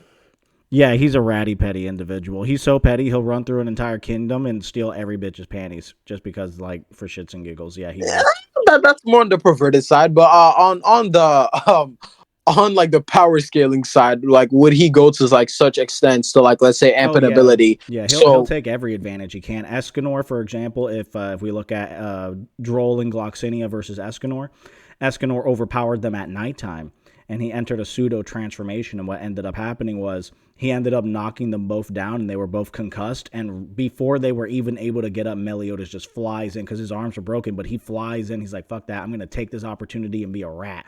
So he grabs his sacred treasure. He bites it with his mouth, so he has his sword in his mouth, and he just like flies at them and cuts them, trying to kill them. Yeah, he'll take every chance. He's done that consistently. He will use everything he can to beat you in character. okay, so I just think that it just comes down to like how we interpret hockey and how we interpret like it being utilized and used. Because like I'm just thinking, like, if we're like equating these two verses here and like how their power like are working, or how their powers work, hockey being like a solely yeah, like a solely soul based attack, like spiritual based attack, where if you're not able to attack someone based on, let's say, how much hockey they have compared to you, then if these two characters are going against each other, we would assume like we've already agreed that like they'd be around relative to each other. So with that being said, oh yeah, another point. These characters would be relative to each other, so something like hockey would go relative with like whatever attack Meliodas has, because we know hockey goes based on like it scales to like how it scales to the person that you're fighting. If you're weaker than the person, then you're at a disadvantage. If you're relative to the person, you're at an advantage. If you're stronger than the person, you're at an advantage. So with these characters being relative to each other, I feel like hockey would just negate that soul ability, because they would inherently be in the same like tier when it comes to like scaling. So if Luffy just activates conquerors, or just has hockey passively on, it just wouldn't affect him via his willpower just being so strong. Not saying it's stronger than Meliodas, but it would be relative to Meliodas, to the point that it would be able to negate it to a certain extent, where his soul wouldn't be taken. Yeah, no, so I think Meliodas' soul would still be taken, considering if we look at the battle with Mael, who had 4 of the 10 commandments, Meliodas has all of them. Right, so we see that people and certain instances who were able to be relative to him, he has abilities that can negate negations. So let me go ahead and post those real quick. 1 second.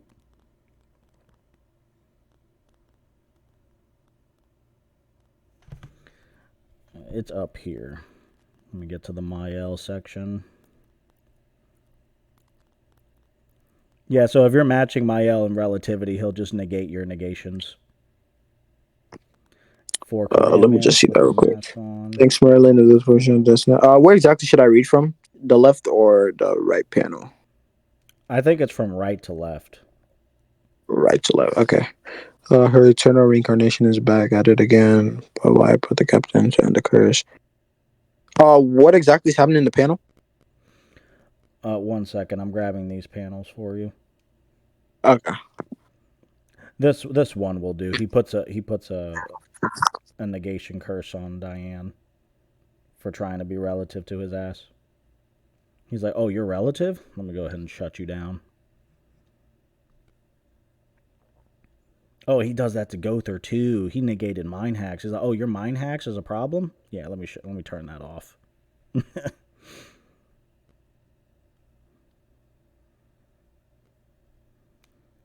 All right, so those are those two scans. Which one were you looking at? Okay. So, I was looking at the first one, but I think I understand now. So wouldn't these just be like applicable like in verse? Via him just like using this like in his own verse, where like he's really not challenged, because I feel like this is only like really necessary because it's inside his own verse. But I feel like if we were to apply this same logic cross verse, it really wouldn't like mean much, because it's two characters who are relative in terms of scaling. Because I think you would agree that like Diane or whoever else is in this panel would not be relative like in terms of like power Yeah, to they that were. form of Meliodas, They right? were. Gother was going to kill him. To that Gother was going to to detonate, uh and he was going to kill Mael. That's relative. Even Derriere, who's weaker than Diane, she was relative to Mael too. She like did her combo star technique and bruised up his face and made him bleed. I think she's So, pretty relative. is this what I'm trying to get at is that this form is supposed to be the strongest, like you said he was stronger than like what the deities or whatever. So wouldn't this form in like just inherently make him the strongest in the verse? So I Second, don't think it makes sense for like, second strongest. Gother and like the others to be relative to like the literal strongest person in the verse at that moment. No, no, no. What I'm saying is that at this moment, as all of these things are happening, Meliodas has these abilities and he can amp it to his level. I'm not saying that these characters scale to end of series Meliodas. I'm saying that their abilities are now acquired by Meliodas and he's going to use them against Luffy in this crossverse matchup to its utmost ability, which would be insane. So he can, but I mean, like that's fine. But what I mean is that like when you have two characters, where in this case, like let's just say hypothetically, like Luffy is like on the same level as this true demon, true magic form Meliodas or whatever. So it's literally just two demon, two magic Meliodas forms going up against each other, and so they are relative. I feel like it just wouldn't make sense for this one for Meliodas to have the upper hand, say via this ability, because they are relative in terms of power itself, not just like anything else. Like in terms of power, they would be relative. And we know with hockey, via Rayleigh's statement, that hockey like grows as the fight goes on. So like Luffy's will would just constantly keep on getting stronger and more imposing as the fight goes on, because we know via Rayleigh's statement, a literal master at hockey, we can take his word as it is, because he's a hockey master. He uses hockey. That's his primary form of fighting. So he has a very vast knowledge on it. And he tells Luffy when he's training him that hockey does grow as you're fighting. So Luffy's hockey would just keep on growing exponentially as the fight is going on, to keep up with Meliodas's, like, say, power growth. So I think them already being relative in terms of power, and Luffy having a power system where it's constantly growing to match up with the opponent's power level, I feel like it just would stop whatever attacks Meliodas has, and would just always keep them at a relative standpoint, because Luffy hockey would just keep on growing. The more battle experience he gets, the more it grows. So I feel like it would just keep them at that relative standpoint, and then it would just come back. It would just come down to a battle of who's like more resilient. And then, personally, I think Luffy would just win. But like, yeah, I just think that his hockey, being growing as he fights, would just keep the fight to like a relative standpoint, and then it would just come down to like an external factor. Okay, so my contentions with your assessment would be Meliodas also gets stronger as he fights, but not only he gets stronger as he fights, he also gets stronger passively by just existing. Towards the ends of the chapters, we see that Meliodas' power continues to grow exponentially to the point where the entirety of the mortal realm was going to collapse and be completely destroyed, and he couldn't be allowed to live there anymore. So Luffy gets stronger over time as he's fighting. Meliodas just gets stronger over time, with whether if he's fighting or Yeah, not. then they And if pretty they much have maintain like, relativity, Meliodas has abilities to well, negate I guess relativity. Meliodas would be stronger, but with Luffy's how Luffy's works is Mm-hmm. just entirely based on how his opponent is, or how much stronger his opponent is. So the more his opponent gets stronger, Luffy's gonna get stronger with them. That because that's how his hockey works. It's kind of broken. So and this happens in the Kaido fight. Kaido vastly outscaled Luffy at the start of the fight. I don't know if you've seen it. Literally beats the dog shit out of him like three times. But then as they were fighting, the more battle experience Luffy was gaining, the more they became more relative to the point that Luffy was now on equal footing with Kaido, and then he just completely rocks his shit. So I can agree that Meliodas will literally just be stronger than Luffy. Like he'll just exponentially keep on growing as you're fighting. But then as that fight keeps on going, Luffy's hockey would just allow him to also keep on growing and build battle experience as that fight goes on. And we know this is consistent with Luffy fighting Kaido. And honestly, all his opponents after Kaido, including the Gorosei and Kizaru and Lucci. So it would just his hockey would just allow him to keep on growing at the same rate or at the same pace as Meliodas is growing, so that he would eventually be able to beat him. Because Luffy's record right now is like 100 and something. Well, not 100, but like he's like undefeated currently, just based off the fact that he can exponentially grow to the point of his opponent's strength. Okay, so since you're saying that there is a gap between them, you're arguing that over time Luffy will close the gap. I just think that not close the gap, but just keep things relative at all point. There's not already a gap that exists, but just that there is a gap, but it's like they're relative, because relative is not exactly equal. It just means that like somebody is just slightly stronger than the other, or like they can just go somewhat equal to each other. But I'm saying Luffy will keep that gap to where it is, but then as it goes, so he won't let another person, his opponent, get stronger than him. Is what I'm saying. Is that like he will keep that gap to where it is, so that nobody, like his opponent, will not be stronger than him. So like as you're saying, Meliodas gets stronger as he fights. Mm-hmm. Luffy would not allow him to get so much stronger to the point that he beats him and just no diffs him. He will keep that gap to where it is at, and then an external factor will just end the deadlock. So either that being stamina, either that being who's more resilient, but Luffy's hockey will just let him keep that fight to that relative point where no one is more above the other, where they have a point to just speed blitz or just outscale the other person. Is what I'm saying. Yeah, I hear what you're saying, but like I said, I think Meliodas is also getting stronger as the fight progresses. Also, Meliodas has curses, such as the curses that Mael demonstrates that if he does become too close or relative, then his abilities will end up, like that relativity will end up getting negated via the curses and the scans that I provided when Diane got too close in relativity to Mael. Mael stopped her I mean, growth that's in fine, but battle. then you would have to be arguing that he'd be stopping his literal inherent willpower, and I feel like you'd have to show him stopping someone's literal willpower, or because that is what hockey is. It's spiritual energy that comes from within the person. It's not like an external power that you're using, like say, I don't know, like you creating like a fireball or something. Like this is literally from within your soul that you are bringing this power forth. So you would have to argue that he would be stopping that inherent power that Luffy has inside of his soul, inside of his body, because that's what hockey is. Well, I'll be And that's more. not like the stop like and that's not the only way Luffy grows exponentially. Gear 5, there's also a panel from Road to Laugh Tale where the more Luffy laughs, the stronger his Gear 5 gets. So he has two forms of like growing exponentially as the fight goes on. So say I grant it, I'm not, but like say I granted that somehow he's able to stop Luffy's hockey that grows exponentially as his opponent fights. He also has Gear 5, which is verbatim stated. I can look for the panel, which verbatim states that the more he laughs, the stronger he gets over time. Yeah, I've seen that scan. So, like I said before, as of right now, this is my assessment.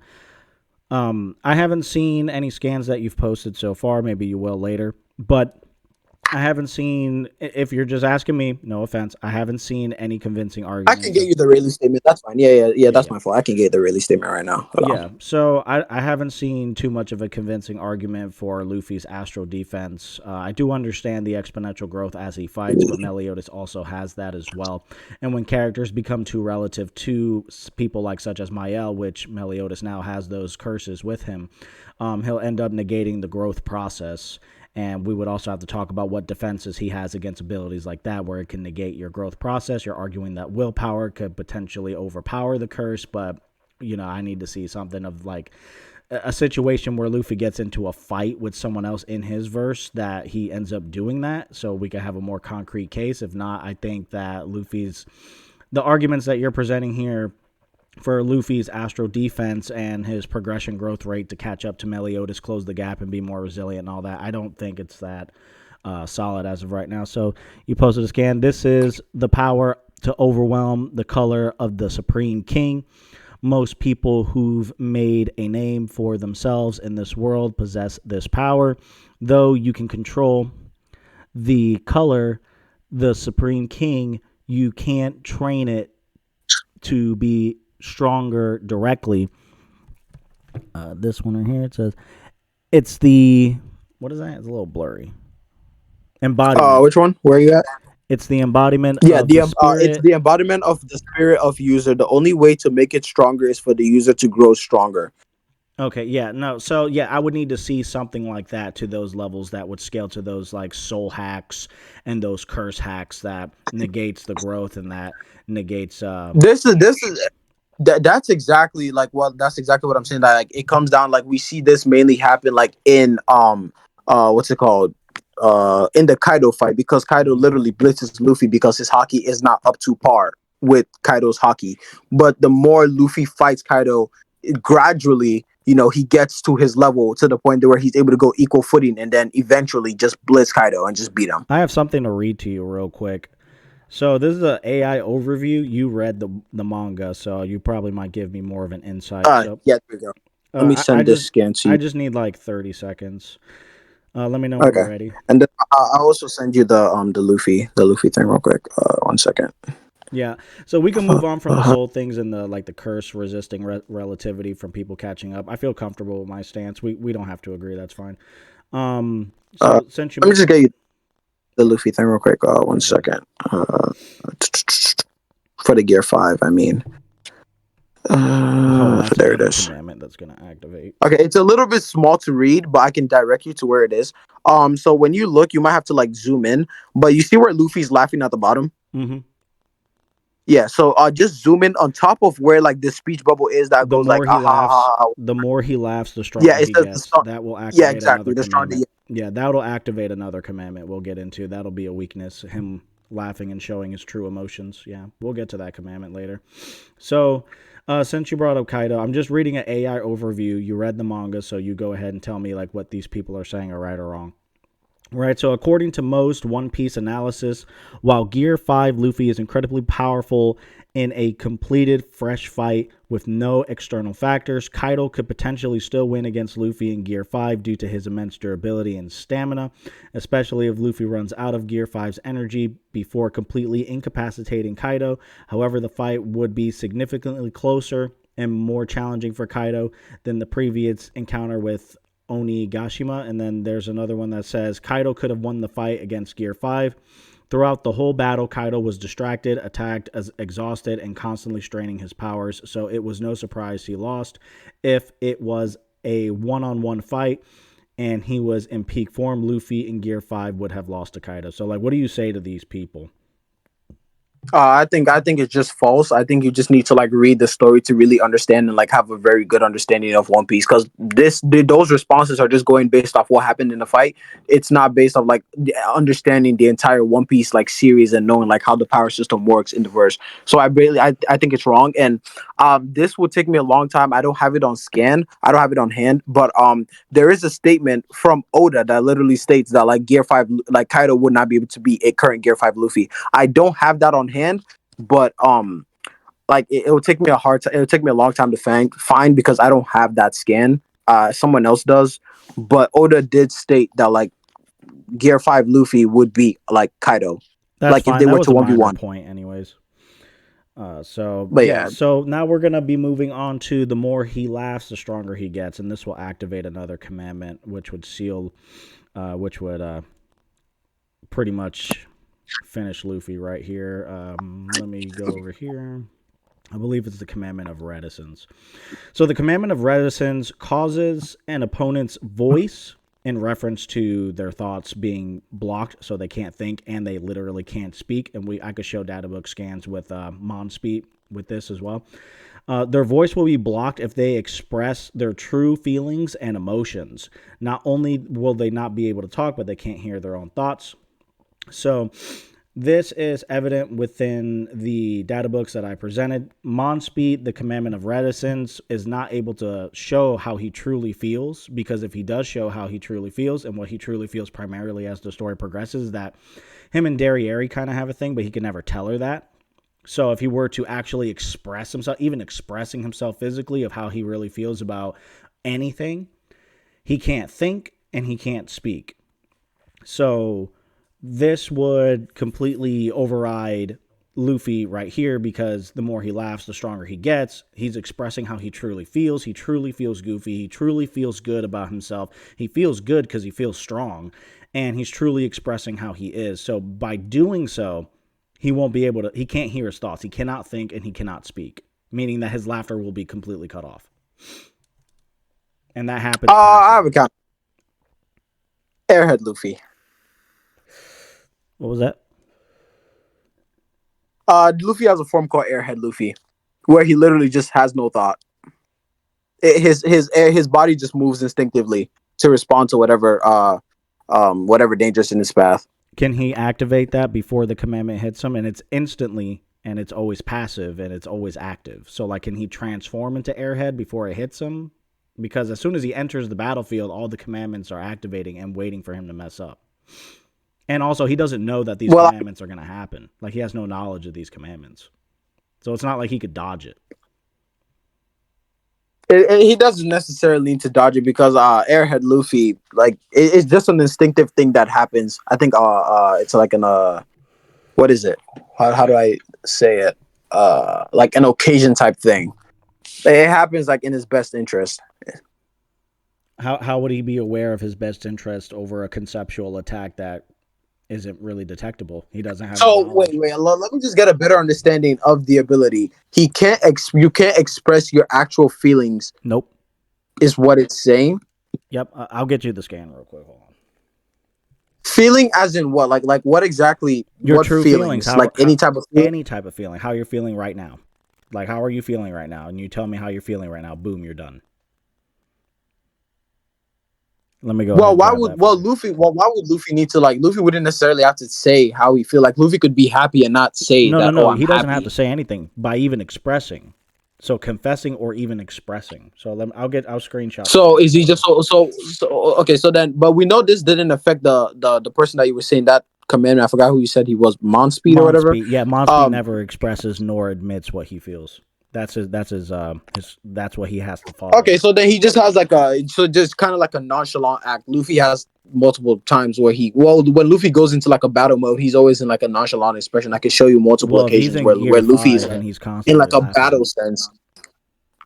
if he's in Gear It, 5 and he's constantly laughing, it's counterintuitive to show me a thing in the past where he's nonchalant. Where in Gear 5, his strongest form, he's going to be expressing himself as a happy, goofy fellow I because mean that's how that's he fine. feels. I feel like Gear Five's subjective reality. I feel like would just override this set ability because we know that like Gear Five works in tune with Luffy's goofiness. We know he's truly free and all that type of stuff. Um, so I feel like this like it really wouldn't matter about him expressing himself because he is truly free and he's really not bounded by anything. So I don't know how this would necessarily affect him because even if he doesn't laugh, he would still possess like his abilities. And what is like the condition that like not condition, but what does it do? Like how does it like end the opponent, I'm sending it to you or right like now. how does it like kill them per se? Oh, it doesn't kill them. It just negates their ability to think and their ability to talk forever. So they can't hear their own thoughts. They can't think of a battle strategy. They can't use imagination of like, okay, I'm going to think of like wanting to do this, or maybe I have reality warping powers and I want to make my opponent turn into like a cupcake or whatever, like a cookie or whatever. Like that wouldn't be able to work. So let me go ahead and send you the scan. It goes into detail about the story Okay. of Monspeed too.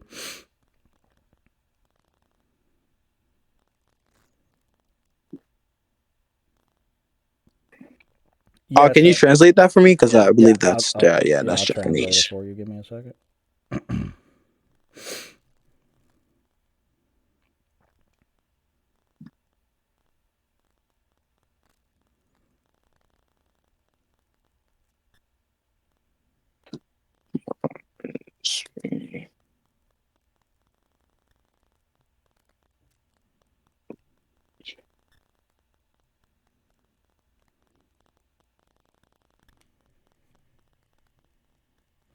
I'll zoom in here, take a screenshot of that, and then send it to you. I'll read it out to you so we can get the full context.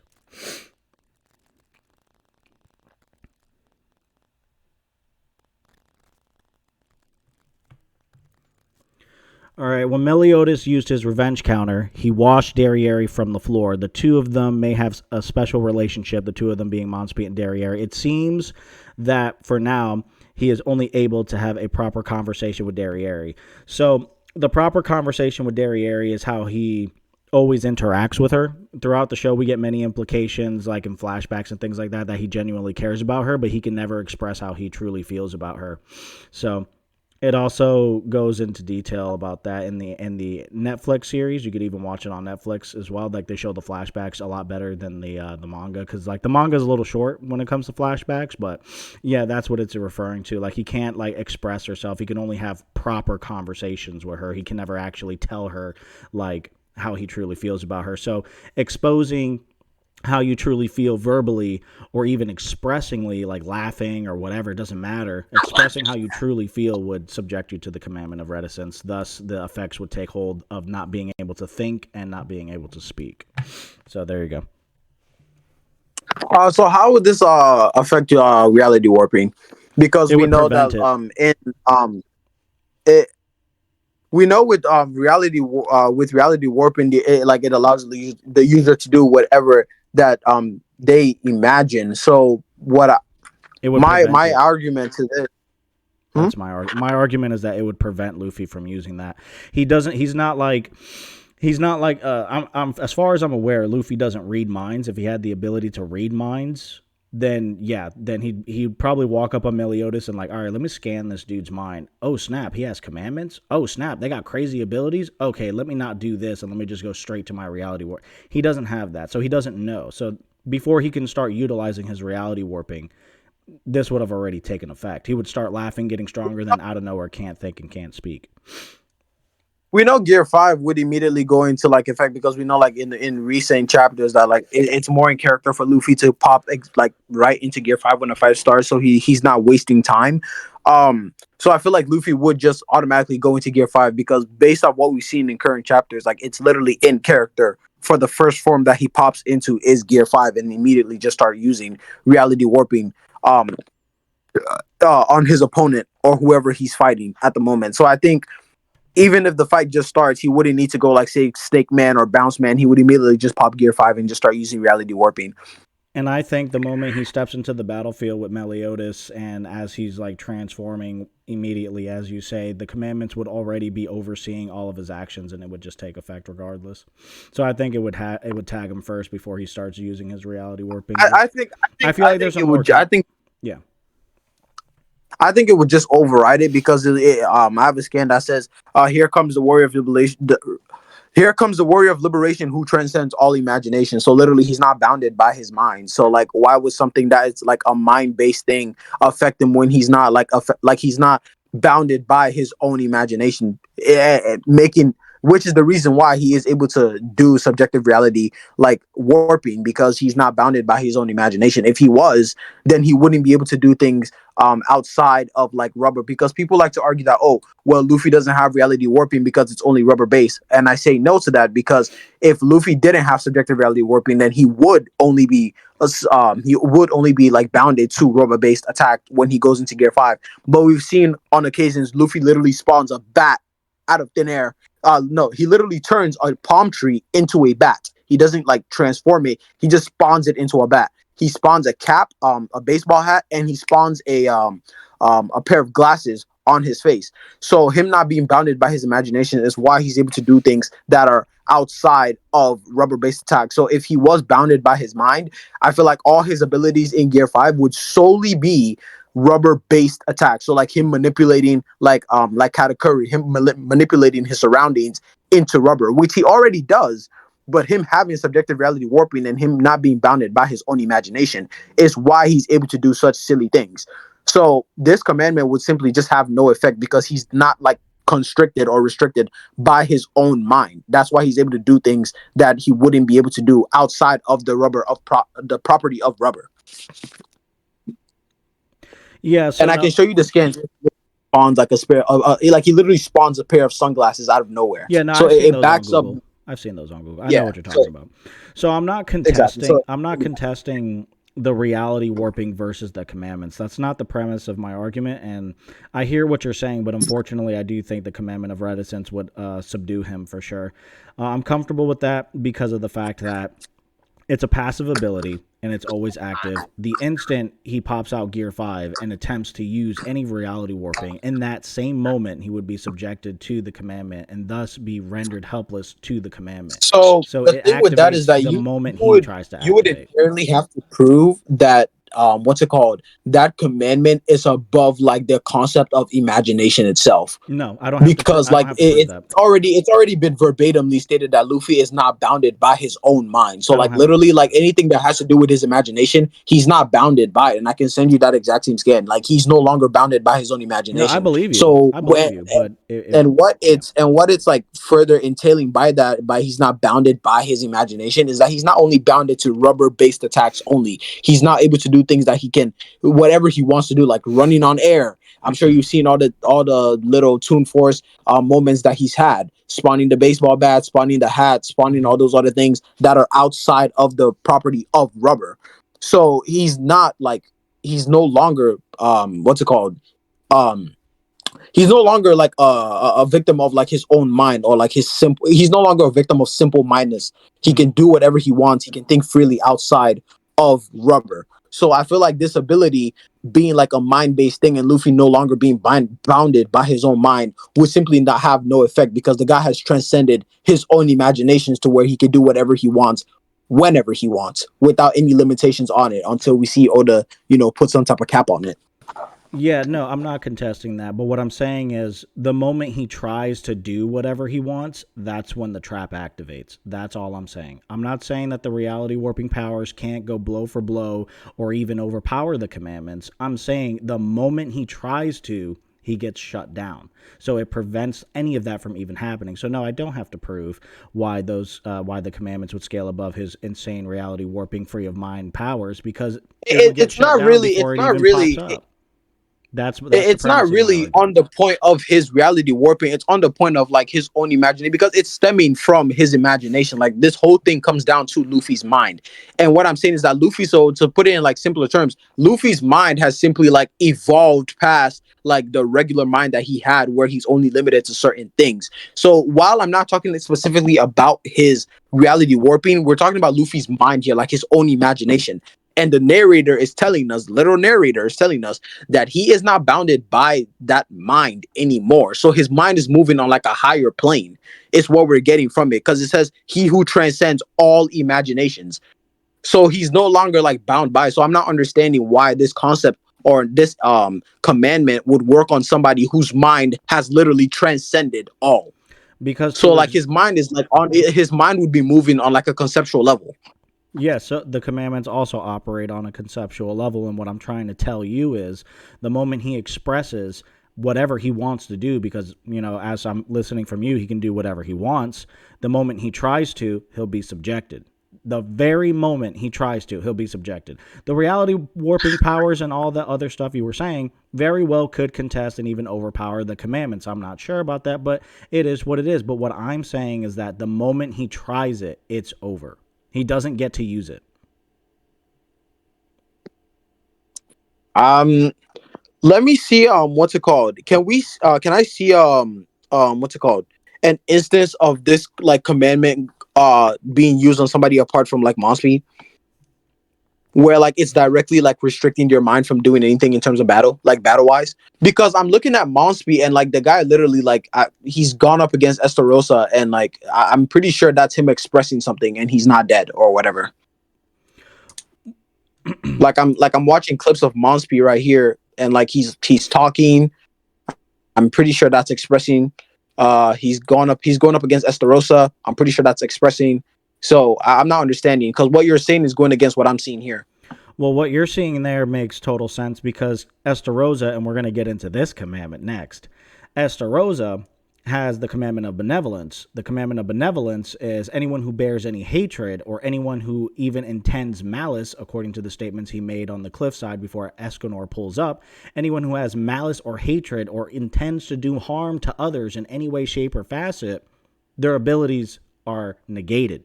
So yes, that would make total sense why Estarossa can go toe to toe with Monspeed. No, but I'm saying, wouldn't Monspeed's ability or whatever curse is on him, wouldn't that have stopped him because he's showing emotion or whatever? Because he's battling, so clearly he has to be showing some type of emotion if you're in a battle with somebody or Well, if you're going actually, against somebody. And here I I also have a see him scan talking for that. to Derry.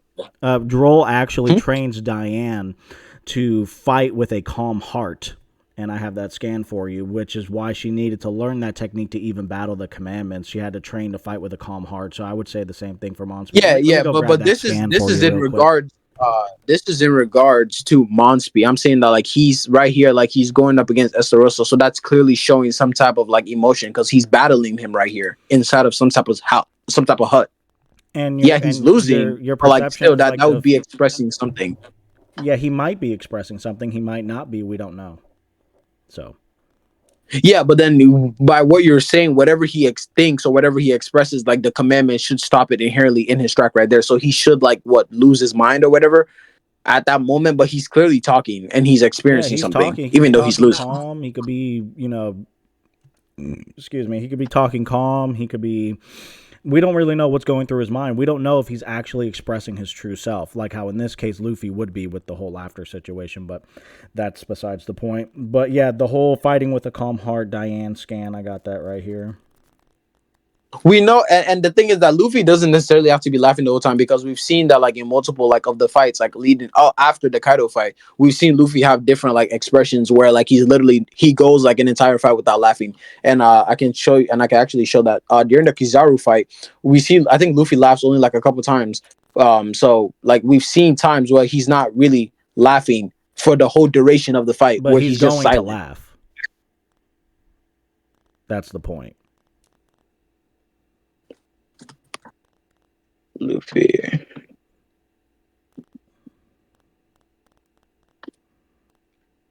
versus the Gorosei.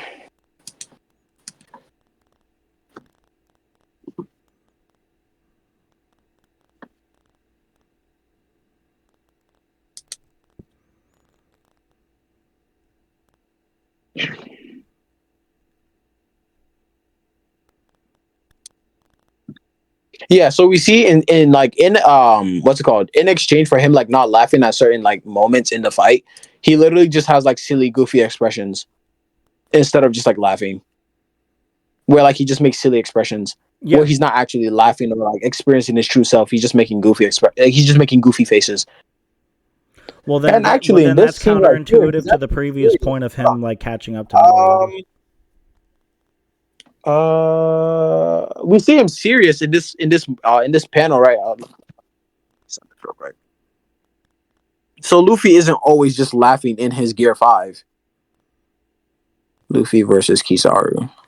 Well, it's in character for him to laugh anyways, and he doesn't have like mind reading powers to help him like give him a hint that hey, maybe you shouldn't do that. You see what I'm saying? I mean, he doesn't like. Yeah, yeah, I do understand what you're saying that like maybe you don't need to laugh, but I'm saying that we have like there are No, instances I'm where saying he's that in he Gear he 5 where he's might he might actually just mindless. start laughing.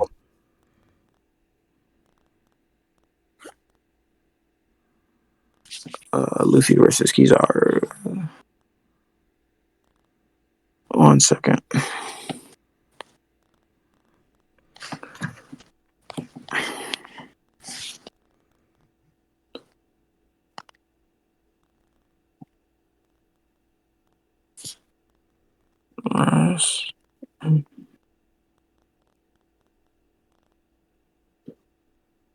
Okay, there we go.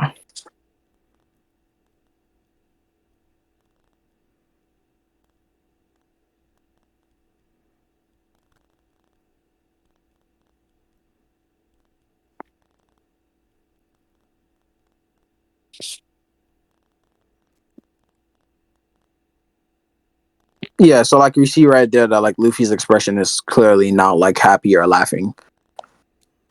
And another thing I have to say is that Luffy is a very good judge of like character. And so another thing I forgot to ask when we started the fight is that are they going into this bloodlusted? I know it's very late in the debate to like ask this, but are they going into this bloodlusted or are they going into this like as their actual like personality? So like Meliodas being like also a goofy character just like Luffy, I just realized. Or are they going into this like in like their bloodlusted forms, like no messing around, no Well, we fucking around? decided to go with consistency rather than high ends, so I think Mhm. plugging a controller in their butt would be kind of weird. So yeah, I would argue I would prefer in character. In character, okay. So then if we're going in character, then Luffy and what's it called? Meliodas, like in character, um Open your what ears was and I even calm gonna your argue? heart. Yeah, so that would justify the mon speed thing. There we go.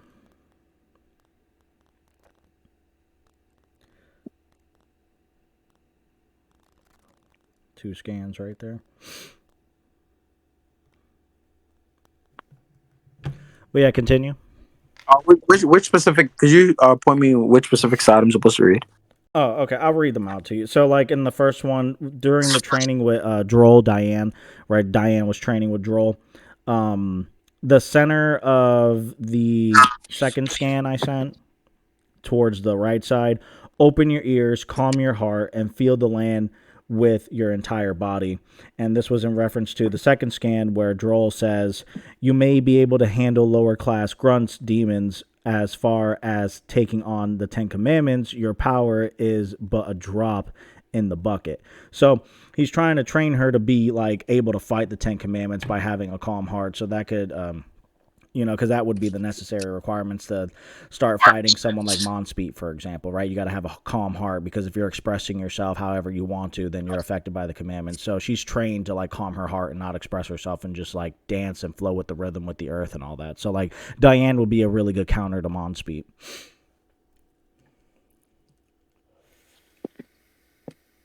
And why would it not be in character for Luffy to say do the same thing, even though he doesn't have like said prior knowledge?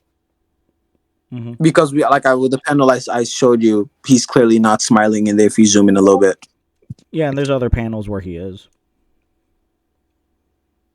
There are, but once again, it also depends on like the context. Like when he's in the presence of his friends, he's smiling and he's laughing and he's jumping around. But then when he gets in like a serious battle mode where he's going up against somebody, we clearly see like in that instance he's not smiling nor laughing. And Joy Boy is supposed to be somebody who's constantly laughing and goofing around and be the warrior of liberation. But in this specific moment, he's not doing it. But there are moments where he's laughing and it's in the presence of like say friends or allies. Okay. So I feel comfortable with my stance. We can move on to the commandment of benevolence. So what would be the? I just realized we haven't given judgment on like the other like last like 2 points. Oh, we don't. We're not agreeing on it. I'm not going to Oh, force you hold on, to one agree. second, one second. Yeah. Yeah, just real quick. I think my dad's home. 1 second.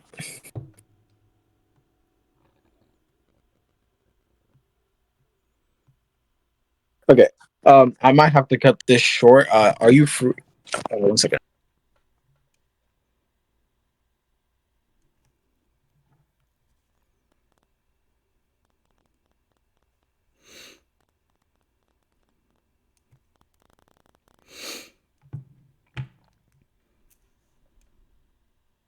All right. So, he's busy right now. Yeah, he's busy right now. But yeah, once he heads off, I'll end up concluding and then ending the video, and then we might get a part 2. So, damn, this shit was 2 hours long. It's crazy.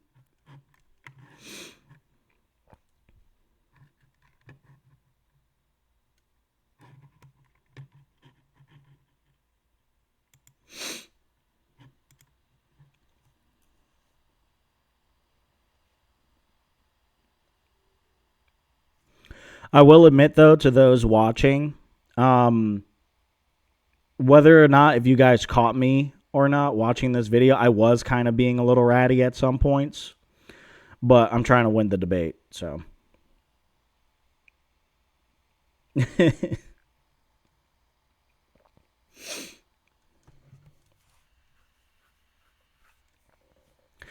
All right, I'm going to give him 2 minutes, and if he's not back in 2 minutes, I'll hang up the call and conclude on my own.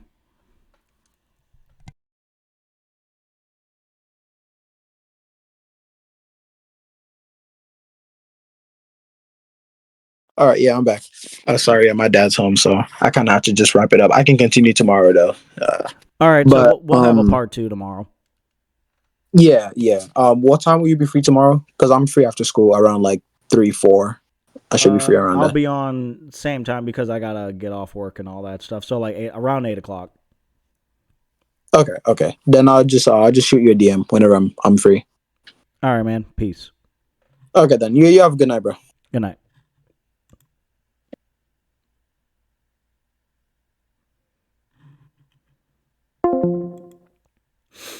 All right, so I am going to conclude. We went over various different topics. We went over the consistent scale for both Luffy and Meliodas. We stopped on Monspeed Point. Just a reminder. Well, no, we didn't stop on the Monspeed Point. I mean, I'll be more than happy to retouch up on. He just DM'd me, so I was just reading what he was saying. We kind of finished the Monspeed Point, but I'll touch up on it with him again. Anyways, yeah, so we touched up on various different points. We went based on a consistent representation of both Luffy and Meliodas. In terms of power and speed, strength, durability, we agreed that consistently, they should be around the same level. However, when it came down to the hacks, I was clearly having the advantage. He didn't really have an answer nor provided any scans of Luffy's Astro defense. I believe that part he was kind of struggling a lot and kept going on a tangent about how hockey, just having a lot of hockey can help you like resist something like that, but he hasn't shown Luffy doing that or Luffy scaling above somebody who could do that. So the Astral defense for Luffy was very lacking. We also went over the commandment of selflessness, where Luffy has demonstrated to be selfish in the past, though we've also established that over time, Luffy did develop as a person. However, I do not believe, as of right now, Luffy is pure of heart and that he is without selfishness within his heart, so he could still be subdued by that commandment. We went over the commandment of reticence with Monspeed. Being able to express yourself is forbidden. Luffy is going to end up expressing himself and having his thoughts and his voice blocked. We also talked about relativity and strength progression as the fight progresses. Meliodas gets stronger during a fight, so does Luffy, but Meliodas also gets stronger just by passively existing. So that point really kind of didn't matter. And it also doesn't matter because Mael has curses to like negate people's like abilities, like illusions, physical attacks from Diane, illusions from Gother, things like that. So he would just negate like Luffy's inherent growth ability. And then we went over the commandment. I think we're gonna pick up on the commandment of benevolence, but he wants to touch up on the Monspeed thing again, which I've already explained to him. The moment he tries to utilize his Gear 5, he's expressing what he truly wants to do, which is to go into Gear 5. He's saying that he's doing it instinctively without him, like, I guess Luffy doesn't know that he's going to do it, but even if Luffy does do it, it's not really we established also in character, so it's not like bloodlusted controller up their butt, you know what I'm saying? So Luffy's going to turn into Gear 5. He's going to want to do what he wants to do. He's going to start laughing and expressing himself. He's going to be subjected to that. And if he does want to debate again, it's going to be harder because we haven't even gotten to the commandment of pacifism. If Luffy finds a way to kill Meliodas in any way, shape, or form, if he can't prove to me that Luffy's immortal, Luffy just dies. You commit murder in Meliodas' presence, it doesn't matter. So we're going to touch upon many other commandments later on. So that's the end of the debate. Let me know what you guys think in the comment section below. This was a pretty long debate, and I am looking forward to continuing it. I personally feel like I won round one. I feel like I've presented more scans than he did. Let me actually move some of these things right here. Right, let me actually like move some of this stuff out of the way so you guys can like see. So we're going to go back to here. So, like, I've clearly presented more scans. I provided data books. I've provided way more context and way more rational conclusions to how the battle would go down, why Meliodas would end up beating Luffy. He provided some scans, but most of his arguments were based on how, like you noticed during the debate, he kept talking about how he feels like. You know, I've said it too, but that was just because I was trying to resonate with him. Like, yeah, you know, whatever. Like, I'm not trying to be like that much of a rat. Like, I'm not trying to bully him or whatever. But clearly, I was demonstrating much longer. Holy shit, I sent a lot of scans. I demonstrated a lot. I even sent links to the data books as well. So with that being said, let me move these back. Looking at that infinite screen thing like kills me. Yeah, so with that being said, I believe I won round one.